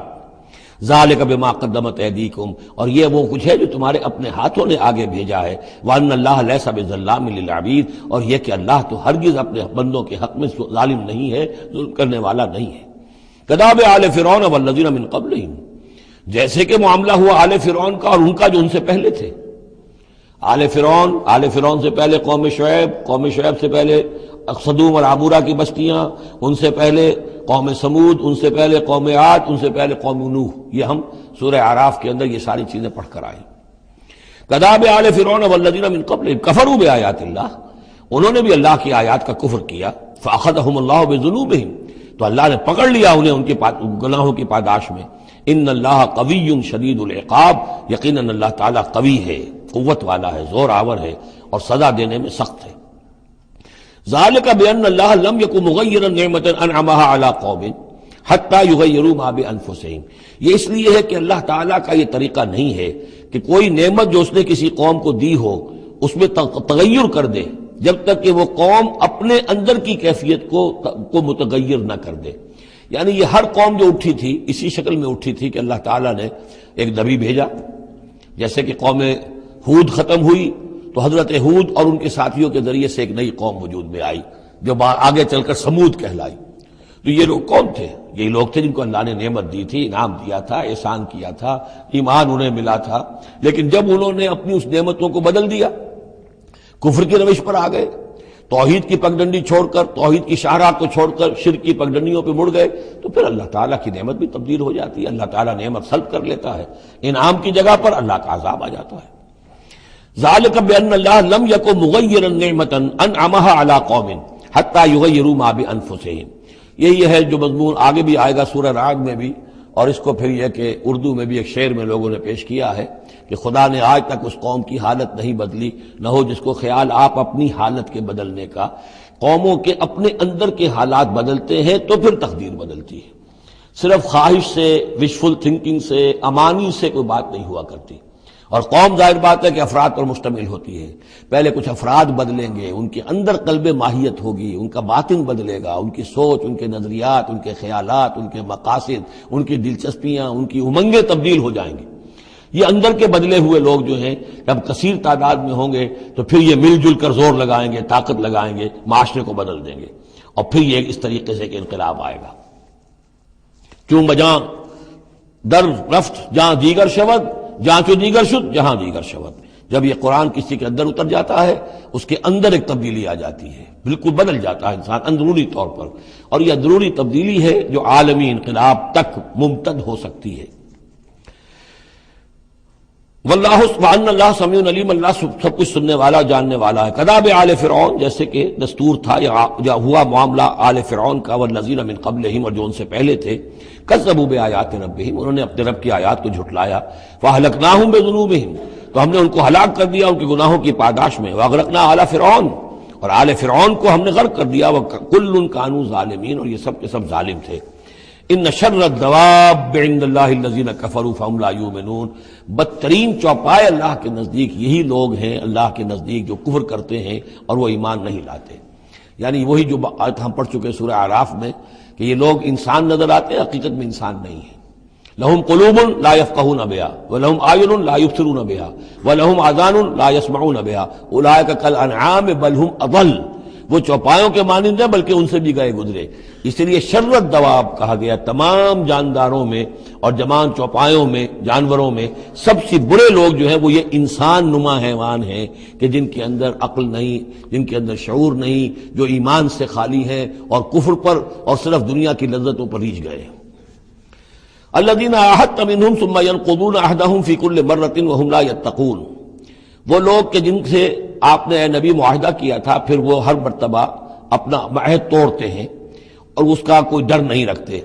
اب یہ اشارہ ہو رہا ہے یہود کی طرف، کیونکہ حضور جب مدینے میں تشریف لائے تو میں نے آپ کو شروع میں بتا دیا تھا کہ آپ نے بہت بڑا یہ سمجھیے کہ اس کو Montgomery what, professor Montgomery what نے جس قدر تعریف کی ہے اس کی، اور سارے جتنے بھی الفاظ ہو سکتے تھے انگریزی زبان میں، اسٹیٹسمین شپ کہ حضور کا معاملہ، فہمی کا معاملہ، تدبر کا معاملہ، سیاست کو سمجھنے کا معاملہ، اس کی بہت بڑی بات یہ ہے کہ آپ نے یہودی قبائل جو تھے تینوں ان کو معاہدوں میں جکڑ لیا۔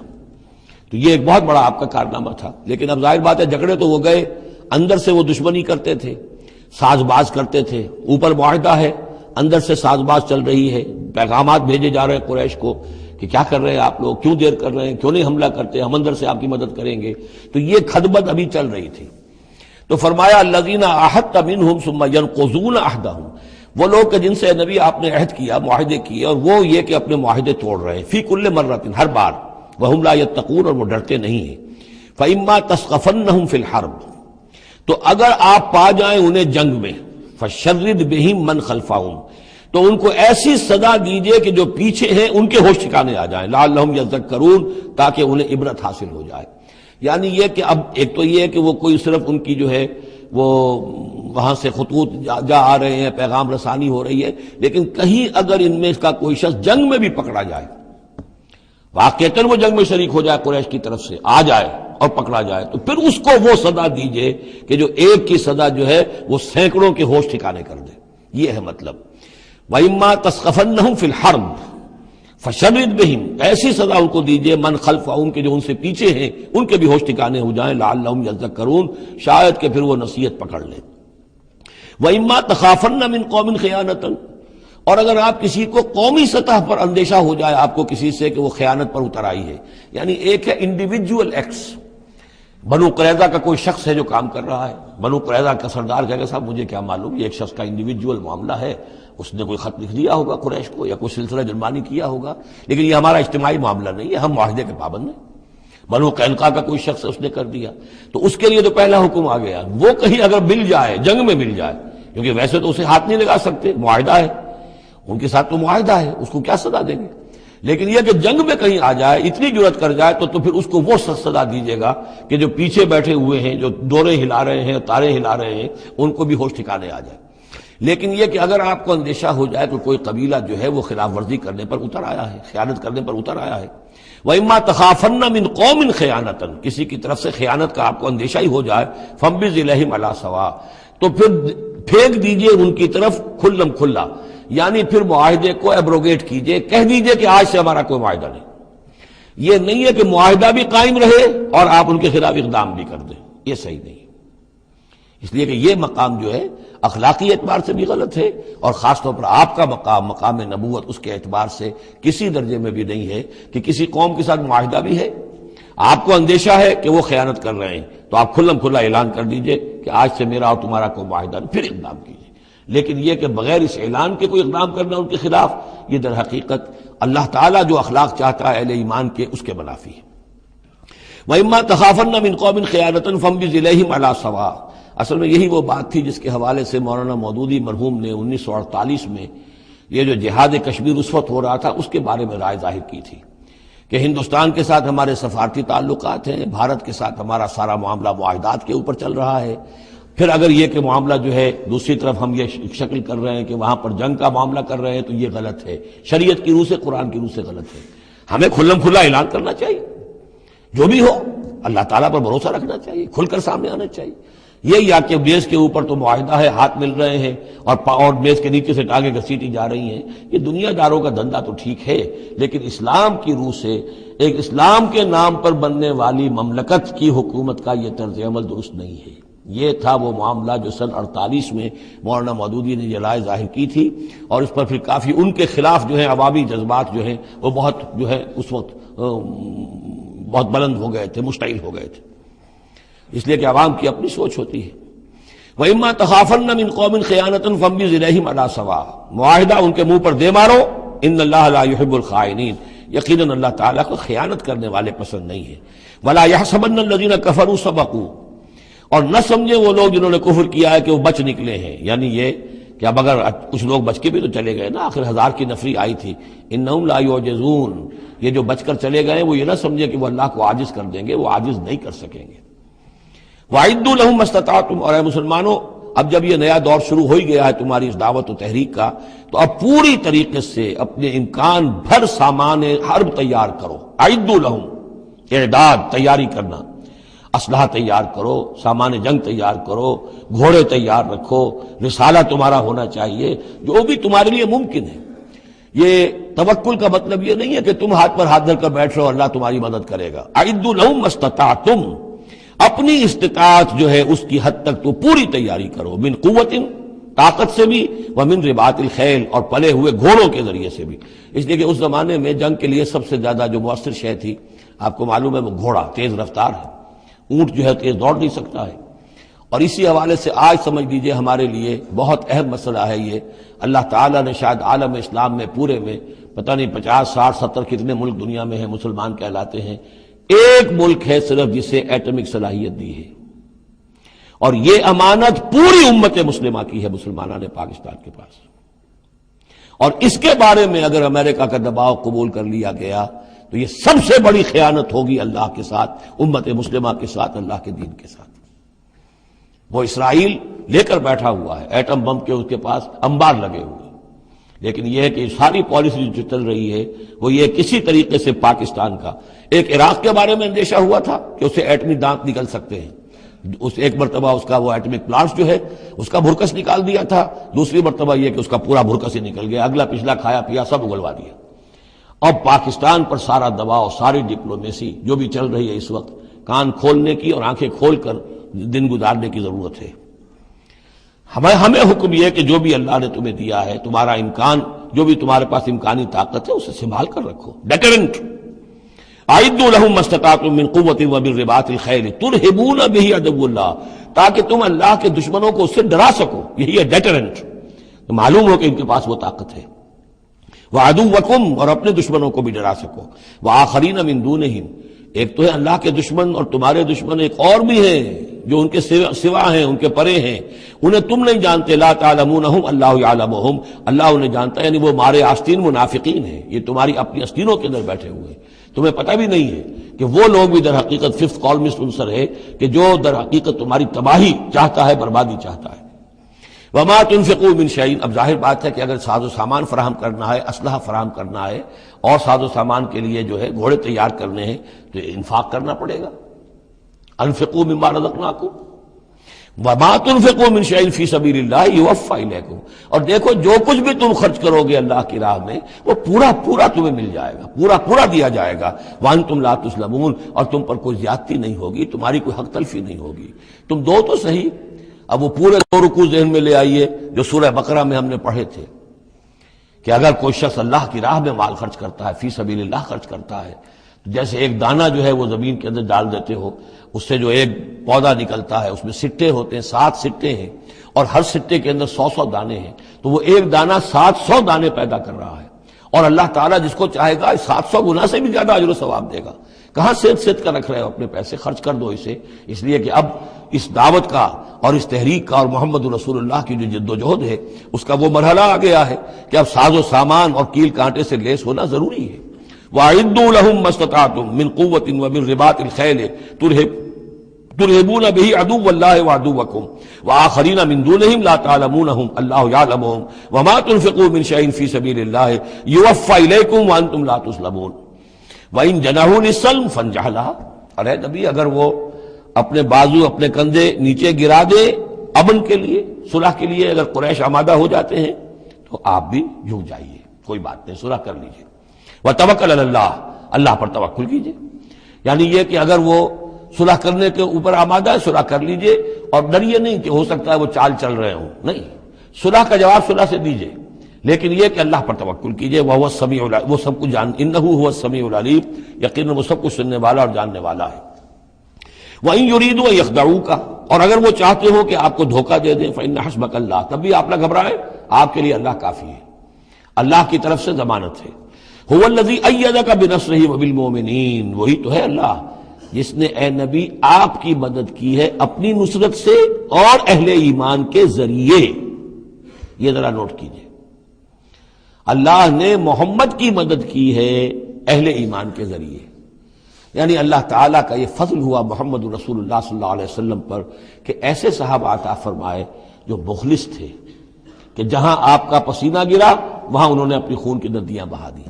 حضرت موسیٰ کو ایسے ساتھی میسر نہیں آئے. کیا حال تھا جبکہ ان کو کہا گیا اللہ کی راہ میں جنگ کرو، اور ان کا فضل بنتا ربک فقاتل انا ہاؤنا قاعدون، جاؤ تم جاؤ، ہم بیٹھے ہیں یہاں. رب انی لا املک الا نفسی واخی فافرق بیننا وبین القوم الفاسقین. یہاں یہ ہوا تھا جب دوسری مرتبہ مقام صفرا پر جب ہوئی ہے جو مشاورت، اور وہ بڑی یوں سمجھیے کہ کانٹے کی مشاورت تھی، وہاں بھی کچھ لوگ زور دے رہے تھے مسلسل کہ چلیے ہمیں چلنا چاہیے پہلے قافلے کی طرف. وہ تو آپ کو سیرت کی کتابوں میں پڑھنا ہوگا، لیکن یہ ہے کہ اس وقت حضور کا منشا یہ تھا. آپ بار بار کہ اچھا آپ اور لوگ مشورہ دیں، اور لوگ بھی مشورہ دیں.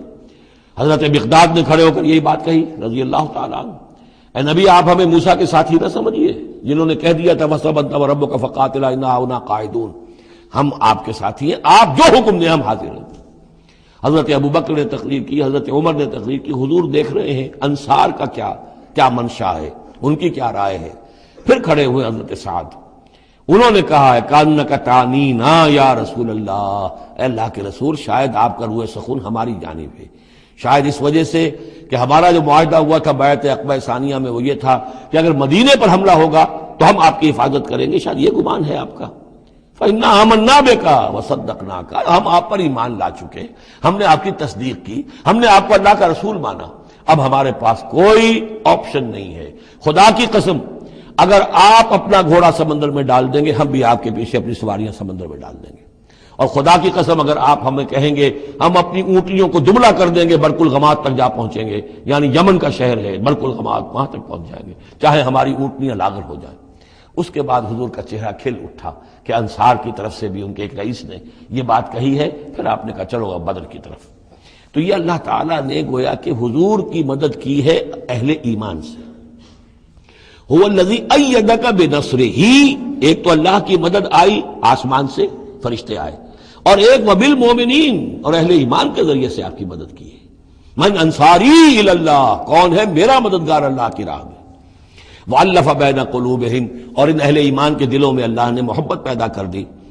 لَوْ أَنفَقْتَ مَا فِي الْأَرْضِ جَمِيعًا مَا أَلَّفْتَ بَيْنَ قُلُوبِهِمْ، ارے نبی اگر آپ دولت کے ذریعے سے محبت پیدا کرتے کہ لوگوں کو زیادہ زیادہ ان کے دل کی نرمی کے لیے، تالیف قلب کے لیے جو ہے پیسے دیے جائیں، اگر زمین کی ساری دولت بھی آپ خرچ کر دیتے تو ان میں یہ تالیف، یہ الفت پیدا نہیں ہو سکتی تھی۔ وَلَٰكِنَّ اللَّهَ أَلَّفَ بَيْنَهُمْ، یہ تو اللہ تعالیٰ ہی نے ان کے مابین یہ الفت پیدا کر دی ہے۔ یہ ہم سورہ آل عمران میں بھی پڑھ چکے ہیں کہ تمہارا معاملہ جو ہے اذ کنتم اعداء فالف بین قلوبکم فاصبحتم بنعمتہ اخوانا، آیت نمبر 103 ہے سورہ آل عمران کی۔ وکنتم علی شفا حفرۃ من النار فانقذکم منها کذالک یبین اللہ لکم آیاتہ لعلکم تہتدون، تم تو تباہی کے آگ کے گڑھے کے کنارے تک پہنچ چکے تھے۔ ولکن اللہ الف بینہم انہ عزیز حکیم، یقیناً وہ زبردست ہے حکمت والا۔ یا ایھا النبی حسبک اللہ ومن اتبعک من المؤمنین، اے نبی آپ کے لیے اللہ کافی ہے اور وہ کہ جو پیروی کر رہے آپ کی اہل ایمان میں سے۔ ایک ترجمہ تو اس کا یہ ہوگا، یعنی جو اگر اوپر والی آیت کے ساتھ اس کو جوڑے، ایک یہ بھی ہو سکتا ہے اے نبی اللہ کافی ہے آپ کے لیے بھی، اور جو آپ کی پیروی کرنے والے ہیں مسلمان ان کے لیے بھی، ان کے لیے بھی اللہ کفایت کرتا ہے، ان کی مدد کے لیے، ان کو سہارا دینے کے لیے۔ تو یہ ایسی کنسٹرکشن ہے جملے کی کہ دونوں معنی لیے جا سکتے ہیں۔ یا ایھا النبی حرض المؤمنین علی القتال، اب یہ تحریض کا لفظ پھر آ گیا جو سورہ نساء میں ہم پڑھ چکے ہیں۔ وحرض المؤمنین علی القتال، اے نبی شوق دلائیے، ترغیب دلائیے، ابھاریے، ایمان کے جذبات کو ذرا اپیل کیجئے اہل ایمان کے کہ وہ قتال پر آمادہ ہوں۔ یہ میں آپ کو بتا چکا ہوں کہ اعلان عام اس طریقے کا کہ فرض ہے جنگ میں نکلنا ہر مسلمان کے لیے، یہ صرف تبوک میں ہوا سن 9 میں جا کر۔ پورے 9 برس تک قتال فی سبیل اللہ کے لیے تحریض تھی، ترغیب تھی، اور یہ تحریض گاڑی ہو کر تحریض بن گئی، بس لازم نہیں تھا۔ اسی لیے ہم سورہ نساء میں پڑھ چکے ہیں کہ اس کے باوجود جو اس ترغیب کی وجہ سے آگے بڑھے قتال کے لیے نکلے ان کے اونچے درجات ہیں، لیکن یہ کہ جن لوگوں کو چونکہ فرض عین نہیں کیا گیا تھا لہذا اگر کوئی نہیں نکلے تو ان کے اوپر کوئی مواخذہ نہیں۔ لیکن یہ کہ غزوہ تبوک میں نفیر عام تھی کہ ہر صاحب ایمان کا نکلنا ضروری ہے۔ حرض المؤمنین علی القتال ان یکن منکم 20 صابرون، اگر تم میں سے 20 ہوں گے صبر کرنے والے، یغلبوا 200 تو وہ 200 پر غالب آ جائیں گے۔ وَإِن یکن منکم 100، اور اگر ہوں گے تم میں سے 100، یغلبوا 1000، وہ غالب آ جائیں گے 1000 پر، من الذین کفروا، کافروں میں سے، بأنہم قوم لا یفقہون، اس لیے کہ وہ سمجھ نہیں رکھتے۔ سمجھ سے مراد کیا ہے؟ انہیں اپنے موقف کی حقانیت کا یقین نہیں ہے۔ ایک شخص ہے جو جانتا ہے میں حق پر ہوں، میں حق کے لیے لڑ رہا ہوں۔ ایک شخص ہے ڈل مل ہے، ایسے ہی لڑ رہا ہے، مارے باندھے کو لڑ رہا ہے، کسی کے کہے سے آ گیا، مرسینری ہے، تنخواہ یافتہ ہے اس لیے آ گیا۔ اب اس میں اس میں زمین و آسمان کا فرق ہوگا۔ تو ان لوگوں کو چونکہ وہ شے حاصل نہیں ہے لہذا ان کی حالت کیا ہے کہ اگر آپ 10 ہوں گے 100 پر غالب آ جائیں گے۔ لیکن اس کے بعد جو اگلی آیت آ رہی ہے وہ گویا کہ اس کی کچھ عرصے کے بعد یقیناً نازل ہوگی جو یہاں شامل کر دی گئی۔ الآن خفف اللہ عنکم، اب اللہ نے تم پر سے تخفیف کر دی ہے۔ وعلم ان فیکم ضعفا، اور اللہ کے علم میں ہے یہ بات کہ تمہارے اندر کچھ کمزوری آ گئی ہے۔ لیکن یہ کمزوری کیسے آئی ہے اس کو سمجھ لینا چاہیے۔ سابقون الاولون مہاجرین اور انصار کے اندر کوئی کمزوری نہیں آئی معاذ اللہ، ابو بکر اور عمر میں یا سعد بن معاذ میں رضی اللہ تعالیٰ عنہ مجمعین، ان میں کوئی کمزوری نہیں آئی۔ لیکن جو نئے نئے مسلمان آ رہے تھے جن کی ابھی تربیت نہیں ہوئی تھی، اوسط گر رہا ہے۔ ظاہر بات ہے جو نئے لوگوں کی تعداد بڑھ رہی ہے، جن کی تربیت اتنی نہیں ہوئی ہے، جن کے اندر ایمان ابھی اتنا گہرا نہیں اترا ہے، اتنا راسخ نہیں ہوا ہے، تو اس کے حوالے سے اب فرض کیجئے کہ 1000 کے اندر پہلے تو ایسے ہوتے تھے کچے پکے جو ہیں وہ 20 ہیں، 50 ہیں، 100 ہیں، اب یہ ہے کہ ان کی تعداد بڑھتی جا رہی ہے اگر، تو نتیجہ کیا ہوگا کہ اوسط جو ہے وہ گر جائے گی۔ اس اوسط کے اعتبار سے اب تمہارے اندر کچھ کمزوری آ گئی ہے۔ فَإِن يَكُن مِّنكُم مِّئَةٌ صَابِرَةٌ يَغْلِبُوا مِئَتَيْنِ، اب بھی یہ ہے کہ اگر تمہارے اندر 100 ہوں گے کہ جو صبر کرنے والے ہوں گے وہ 200 پر غالب آ جائیں گے۔ وَإِن يَكُن مِّنكُمْ أَلْفٌ، اور اگر تم میں سے 1000 ہوں گے يَغْلِبُوا أَلْفَيْنِ بِإِذْنِ اللَّهِ، تو وہ 2000 پر غالب آ جائیں گے اللہ کے اذن سے۔ وَاللَّهُ مَعَ الصَّابِرِينَ، اور یقیناً اللہ صبر کرنے والوں کے ساتھ ہے۔ مَا كَانَ لِنَبِيٍّ أَن يَكُونَ لَهُ أَسْرَىٰ، اب یہ ایک اور بہت نازک معاملہ ہوا جو غزوہ بدر کے بعد، کہ وہ جو 70 قیدی پکڑے گئے ان کا کیا کیا جائے۔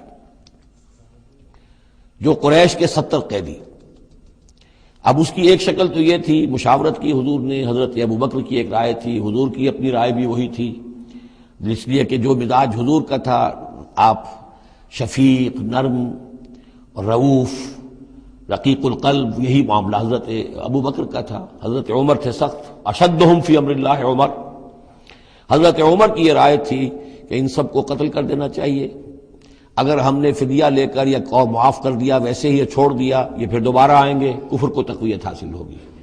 تو اس کو تو جب تک کہ کفر کی کمر ٹوٹ نہ جائے، یہ سانپ جو ہے جب تک کہ پوری طرح کچلا نہ جائے، اس وقت تک جو ہے ہمیں کوئی نرمی نہیں کرنی چاہیے، بلکہ وہ اس حد تک تھے کہ ہم میں سے یہ جو قیدی آئے ہیں جو ان کے قریب ترین عزیز ہوں، بس مہاجرین کے اندر وہ لوگ موجود تھے، قریش کے جو لوگ پکڑے گئے ہیں تو مہاجر جو تھے یہاں صحابہ کرام وہ بھی تو قرشی تھے، تو اپنے قریب ترین عزیزوں کو اپنے ہاتھ سے قتل کریں، یہ حضرت عمر کی رائے تھی۔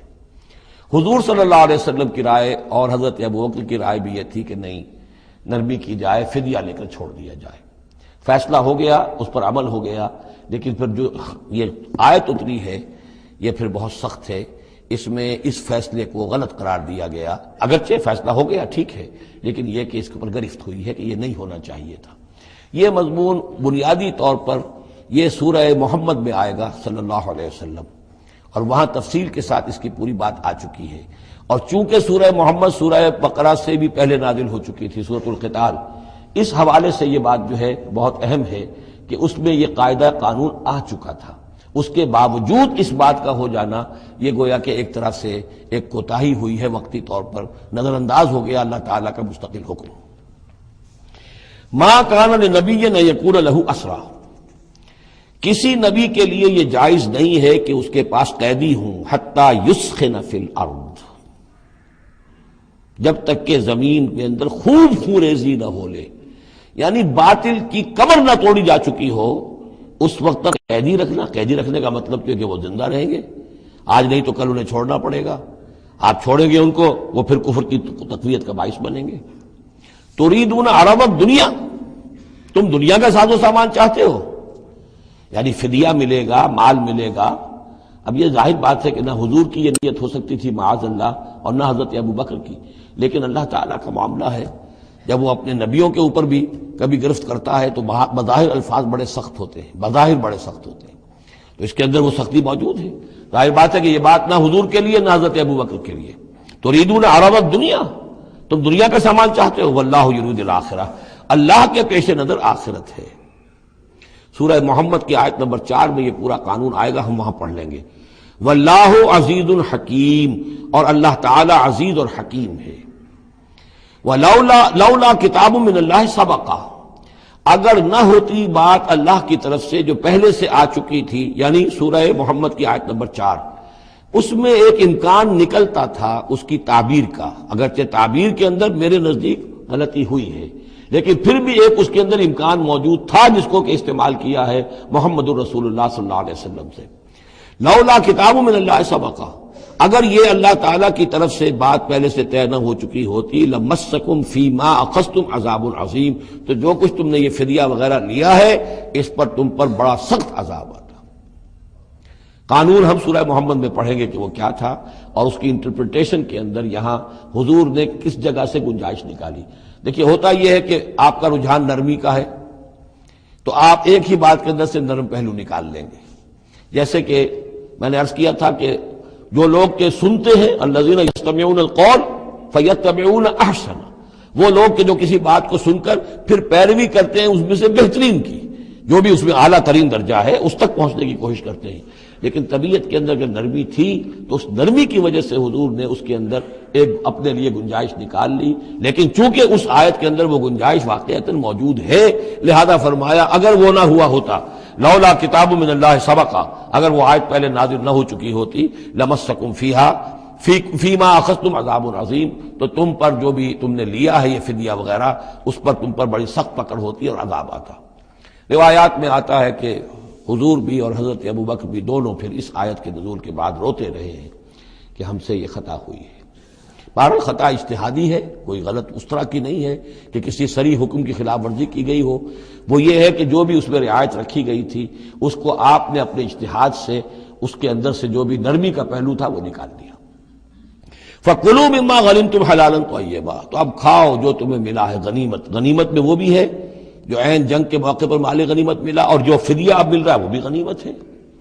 حلالا طیبا، کھاؤ اس میں کوئی اب تمہیں ہچکچاہٹ نہ ہو، حلال اور طیب ستھرا۔ واتقوا اللہ، اللہ کا تقوی اختیار کرو، ان اللہ غفور الرحیم، یقیناً اللہ تعالیٰ بخشنے والا رحم فرمانے والا ہے۔ یا ایھا النبی قل لمن فی ایدیکم من الاسریٰ، اے نبی کہہ دیجئے ان لوگوں سے جو آپ کے قبضے میں ہیں قیدی۔ اب قیدیوں میں جان لیجئے حضرت عباس ابن عبد المطلب بھی تھے رضی اللہ عنہ، جو حضور کے چچا تھے۔ گمان غالب یہ ہے کہ وہ ایمان تو لا چکے تھے، اپنے ایمان کا اعلان نہیں کیا تھا، لہذا جنگ میں کفار کے ساتھ ہو کر آئے تھے، وہ بھی گرفتار تھے۔ اور بھی کچھ لوگ تھے کہ جن کے بارے میں حضور جانتے تھے کہ یہ لوگ جو ہے اپنی دلی خواہش سے نہیں آئے ہیں، بلکہ یہ کہ اپنے سرداروں کے دباؤ کی وجہ سے آئے ہیں، لیکن قانون تو قانون ہے۔ تو اس طریقے کا معاملہ جب ہوا ہے، اور پھر حضور کے اپنے اقدامات، وہ قیدی ہیں ابو العاص، ان کی بڑی صاحبزادی زینب رضی اللہ تعالی عنہا نے پھر ان کے لیے اپنا وہ ہار بھیجا ہے جو حضرت خدیجہ نے انہیں شادی کے موقع پر دیا تھا۔ تو یہ ایسی کیفیات ہیں، ہم جب پڑھتے ہیں ان چیزوں کے تو ہمارے لیے تو ایک تعلق جو ہے وہ ایک ماضی کی تاریخ کے قصوں کی ہے، وہاں تو یہ خونی رشتے بھی تھے، تعلقات بھی تھے، ایک ہی خاندان ہے، ایک ہی قبیلہ ہے، اسی کے لوگ آئے ہوئے ہیں۔ تو اب حضور کے دل میں جو ہے اس وقت سنا یہ ہے کہ جب رات کے وقت کراہ رہے تھے حضرت عباس، انہیں باندھا ہوا تھا، سخت ظاہر بات ہے قیدیوں کو جکڑا ہوا ہے رسیوں کے اندر، تو ان کے جو اتنا بند تھے کہ سخت تھے، وہ جو بند تھے جن میں بندھے ہوئے تھے کہ کراہ رہے تھے، تو حضور نے کہا تمام قیدیوں کے بند ڈھیلے کر دو۔ یہ نہیں کہا کہ صرف عباس کا بند ڈھیلا کر دو، بلکہ آپ نے ان کی کراہنے کی آواز سن کر پھر آپ نے فرمایا سب کے بند ڈھیلے کرو، اتنا سخت ان کو نہ باندھو۔ تو اس طرح کا معاملہ جو ہے اس کو ذہن میں رکھیے۔ یا ایھا النبی قل لمن فی ایدیکم من الاسریٰ، کہہ دیجئے ان سے جو آپ کے ہاتھ میں اب قیدی ہیں، ان یعلم اللہ فی قلوبکم خیرا، دیکھو اگر جو کچھ تمہارے دلوں میں ہے اللہ کے علم میں ہے کہ وہ خیر ہے، یؤتکم خیرا مما اخذ منکم، تو جو کچھ تم سے اس وقت لیا گیا ہے اس سے بہتر اللہ تمہیں دے دے گا۔ یعنی یہ کہ نیت کا معاملہ تمہارا اور اللہ کے مابین ہے، ہمارا معاملہ قانون کا ہے۔ تم آئے کفار کے ساتھ جنگ کرتے ہوئے آئے ہو، پکڑے گئے ہو، اب ان میں کوئی ڈسکریمنیشن نہیں ہو سکتی۔ کوئی شخص کہے کہ نہیں صاحب میں تو مجبوراً آیا تھا، اور میں تو کسی کے کہنے میں آیا تھا، اور میں تو حقیقت میں تو اسلام لا چکا تھا، یہ بات جو ہے اب نہیں چلے گی۔ لہذا یہ ضرور ہے کہ اگر تمہارے دل میں کوئی خیر ہے، کوئی بھلائی ہے، اور اس وقت یہ کہ تم سمجھتے ہو کہ تم اس صورتحال میں مجبوراً پھنس گئے ہو اور تمہیں فدیہ ادا کرنا پڑ رہا ہے، تو اللہ تعالیٰ تمہیں اس سے کہیں زیادہ دے دے گا کہ جو آج تمہیں فدیے میں دینا پڑ رہا ہے۔ ظاہر بات ہے کہ وہاں بیویوں کو خبریں پہنچی، انہوں نے اپنے زیور بھیجے ہیں، حضرت زینب رضی اللہ تعالی عنہا نے بھی اپنا زیور بھیجا، ہار بھیجا ہے، اور حضور کی آنکھوں میں آنسو آ گئے جب آپ نے وہ ہار دیکھا، حضرت خدیجہ کا ہار رضی اللہ تعالی عنہ۔ وہ پوری زندگی جو آپ کی گزری تھی حضرت خدیجہ کے ساتھ، وہ ساری آنکھوں میں نگاہوں کے سامنے آ گئی، جو ان کی وفاداری تھی اور جو انہوں نے خدمت کی تھی، وفا شعاری کی تھی۔ تو اس کے بعد مسلمانوں سے کہا کہ یہ ماں کی یادگار تھی بیٹی کے پاس، اگر آپ لوگ اجازت دیں تو یہ اس کو واپس کر دیا جائے۔ تو اس کو پھر لوگوں کی اجازت سے وہ ہار واپس کیا گیا۔ تو یہ سارے جو جذباتی معاملات تھے ان کو اچھے سے سمجھیے کہ ہم پڑھتے ہوئے ان چیزوں کو سمجھتے ہیں کہ جیسے ایک بس تاریخ کا ایک واقعہ ہے، اس کے ساتھ جو احساسات، جذبات، جو اس کے ساتھ اور فوری جو اس وقت کی کیفیات تھی، اس کا ہمارے لیے اکثر و بیشتر تو ممکن ہی نہیں کہ تصور کر سکیں۔ یا ایھا النبی قل لمن فی ایدیکم من الاسری، اے نبی کہہ دیجئے ان لوگوں سے جو آپ لوگوں کے قبضے میں ہیں اس وقت ان قیدیوں میں سے، ان یعلم اللہ فی قلوبکم خیرا، اگر اللہ کے علم میں ہے کہ تمہارے دل میں خیر ہے، یؤتکم خیرا مما اخذ منکم، تو جو کچھ تم سے لیا گیا ہے اللہ اس سے بہتر تمہیں دے دے گا، ویغفر لکم، اور تمہیں بخش دے گا، واللہ غفور الرحیم، اور اللہ غفور الرحیم ہے۔ وَإِن يُرِيدُوا خِيَانَتَكَ، اور اگر یہ آپ سے خیانت کرنا چاہیں، جھوٹ بول رہے ہوں، جھوٹی قسمیں کھا رہے ہوں کہ ہمارے ساتھ تو معاملہ یوں ہو گیا تھا اور ایسے آ گئے تھے، فقد خان اللہ من قبل، تو پھر یہ پہلے اللہ سے بھی خیانتیں کرتے رہے ہیں، فامکنا منہم فامکنا منکم، اللہ تعالیٰ نے ان کو پکڑوا دیا، واللہ علیم حکیم، اللہ حکیم اور علیم ہے۔ اب یہ یوں سمجھیے کہ کنکلوڈنگ آیات ہے سورہ مبارکہ کی، ان الذین آمنوا وہاجروا وجاہدوا باموالہم وانفسہم فی سبیل اللہ والذین آووا ونصروا اولئک بعضهم اولیاء بعض، یقیناً وہ لوگ جو ایمان لائے اور جنہوں نے ہجرت کی اور جہاد کیا اپنے اموالوں اور جانوں کے ساتھ اللہ کی راہ میں، اور وہ لوگ جنہوں نے انہیں پناہ دی اور ان کی مدد کی، اولئک بعضهم اولیاء بعض، یہ وہ لوگ ہیں کہ جو ایک دوسرے کے ساتھی ہیں، رفیق ہیں۔ یہ آپ نے بات سمجھ لی۔ اس وقت تک مسلمان معاشرہ جو ہے یہ دو حصوں میں علیحدہ علیحدہ منقسم تھا، مہاجرین، انصار۔ اگرچہ مہاجرین اور انصار کو بھائی بھائی بنایا جا چکا تھا، لیکن ظاہر بات ہے کہ صرف اس طرح کے تعلق سے وہ پورا جو قبائلی نظام جو ہے وہ ایک دم تو تلپٹ نہیں ہو جاتا۔ تو اس وقت تک جو صورتحال بھی یہ ہے کہ جو پہلے جو 8 مہمیں حضور نے بھیجی ہیں اس میں کسی انصاری کو شریک نہیں کیا، وہ ایکسکلوسیولی مہاجر فینومینن تھا۔ جنگ بدر میں پہلی مرتبہ جو ہے انصار شریک ہوئے ہیں، ورنہ پہلے صرف مہاجرین تھے۔ لہذا وہ پہلی آیت جو ہے ان الذین آمنوا، وہ لوگ جو ایمان لائے، وہاجروا، انہوں نے مکے سے ہجرت کی، مدینے آ گئے، جاہدوا باموالہم وانفسہم فی سبیل اللہ، اور انصار مدینہ تو اب جہاد میں شریک ہوئے ہیں، یہ 1.5 سال سے اس جہاد میں پہلے سے چلے آ رہے ہیں کہ پوری 8 مہمیں جو پہلے کی ہیں وہ ایکسکلوسیو جو ہیں وہ صرف مہاجرین نے کی ہیں۔ وجاہدوا باموالہم وانفسہم فی سبیل اللہ، یہ ایک طبقہ ہو گیا، ایک جماعت ہو گئی۔ والذین آووا، اور انصار کی شان کیا ہے؟ انہوں نے انہیں جگہ دی، پناہ دی، اپنے گھر تقسیم کر دیے، اپنی دکانیں تقسیم کر دی، اور اس طریقے سے مسلمانوں کے لیے اپنے دلوں میں بھی اور اپنے گھروں میں بھی پوری جگہ پیدا کی۔ اولئک بعضهم اولیاء بعض، انہوں نے مدد بھی کی، یہ سب ایک دوسرے کے ساتھی ہیں۔ والذین آمنوا ولم یہاجروا، اور وہ لوگ کہ جو ایمان لائے لیکن ہجرت نہیں کی، ما لکم من ولایتہم من شیء، تمہارا ان کے ساتھ اب کوئی تعلق نہیں۔ آگے چل کر سورہ نساء میں جو بعد میں نازل ہوئی ہیں، پڑھ چکے ہم پہلے، ان میں تو یہ ہے کہ وہ کافر اور منافق قرار دیا گیا، ان کے ساتھ وہی سلوک کرو جو کافروں کے ساتھ ہے، انہیں پکڑو اور قتل کرو، الا یہ کہ کسی ایسی قبیلے سے ہوں جن کے ساتھ تمہارا معاہدہ ہو، وہ پورا قانون وہاں آ گیا ہے۔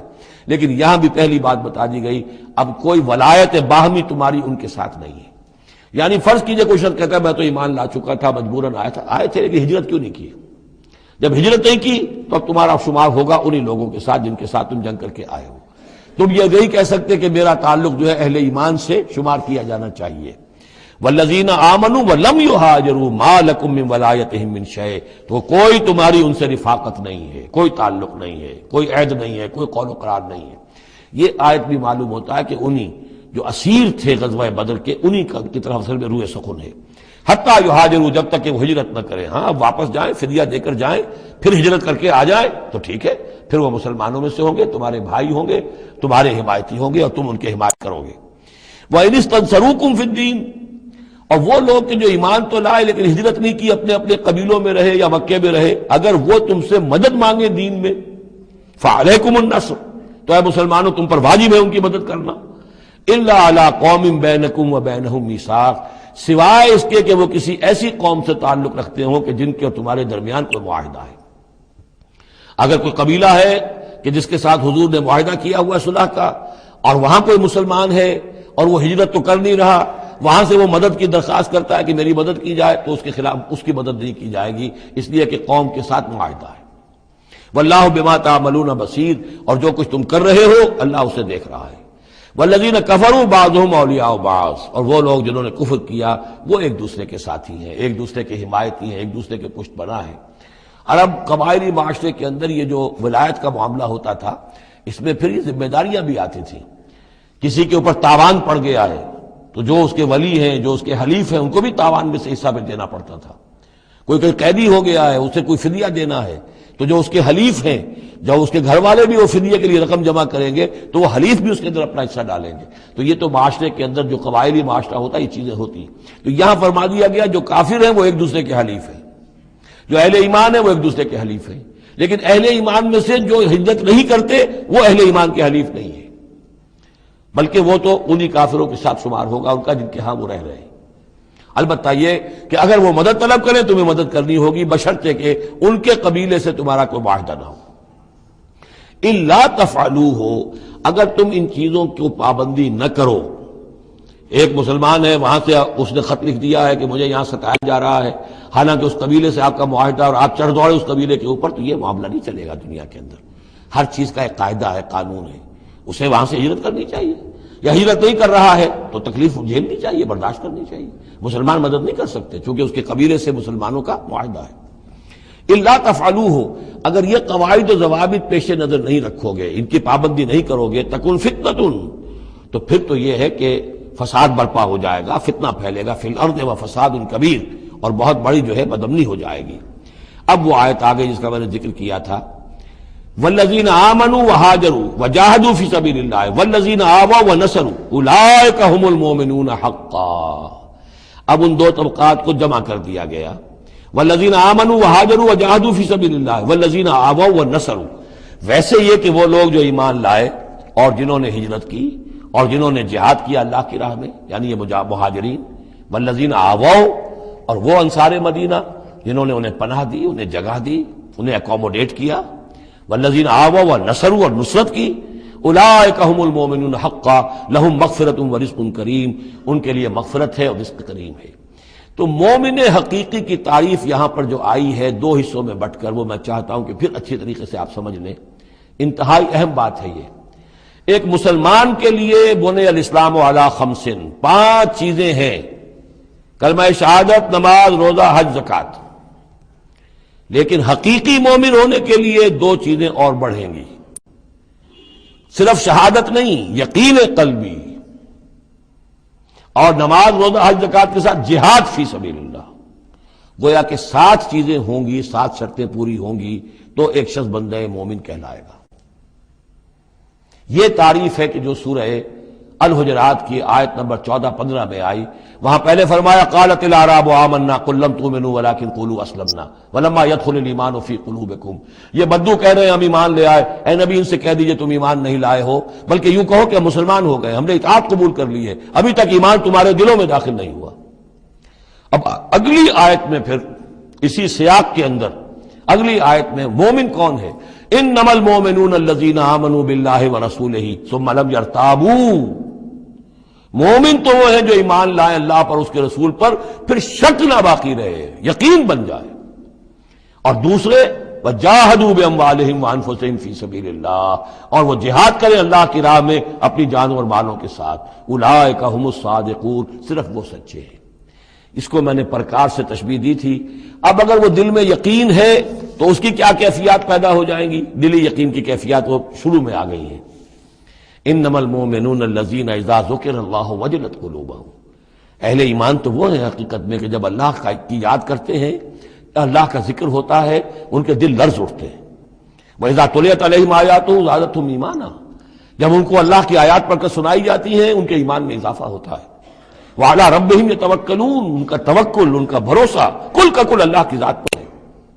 الذین یقیمون الصلاۃ ومما رزقناہم ينفقون، اور وہ لوگ جو نماز قائم کرتے ہیں اور انفاق کرتے ہیں اللہ کی راہ میں اس میں سے جو ہم نے دیا۔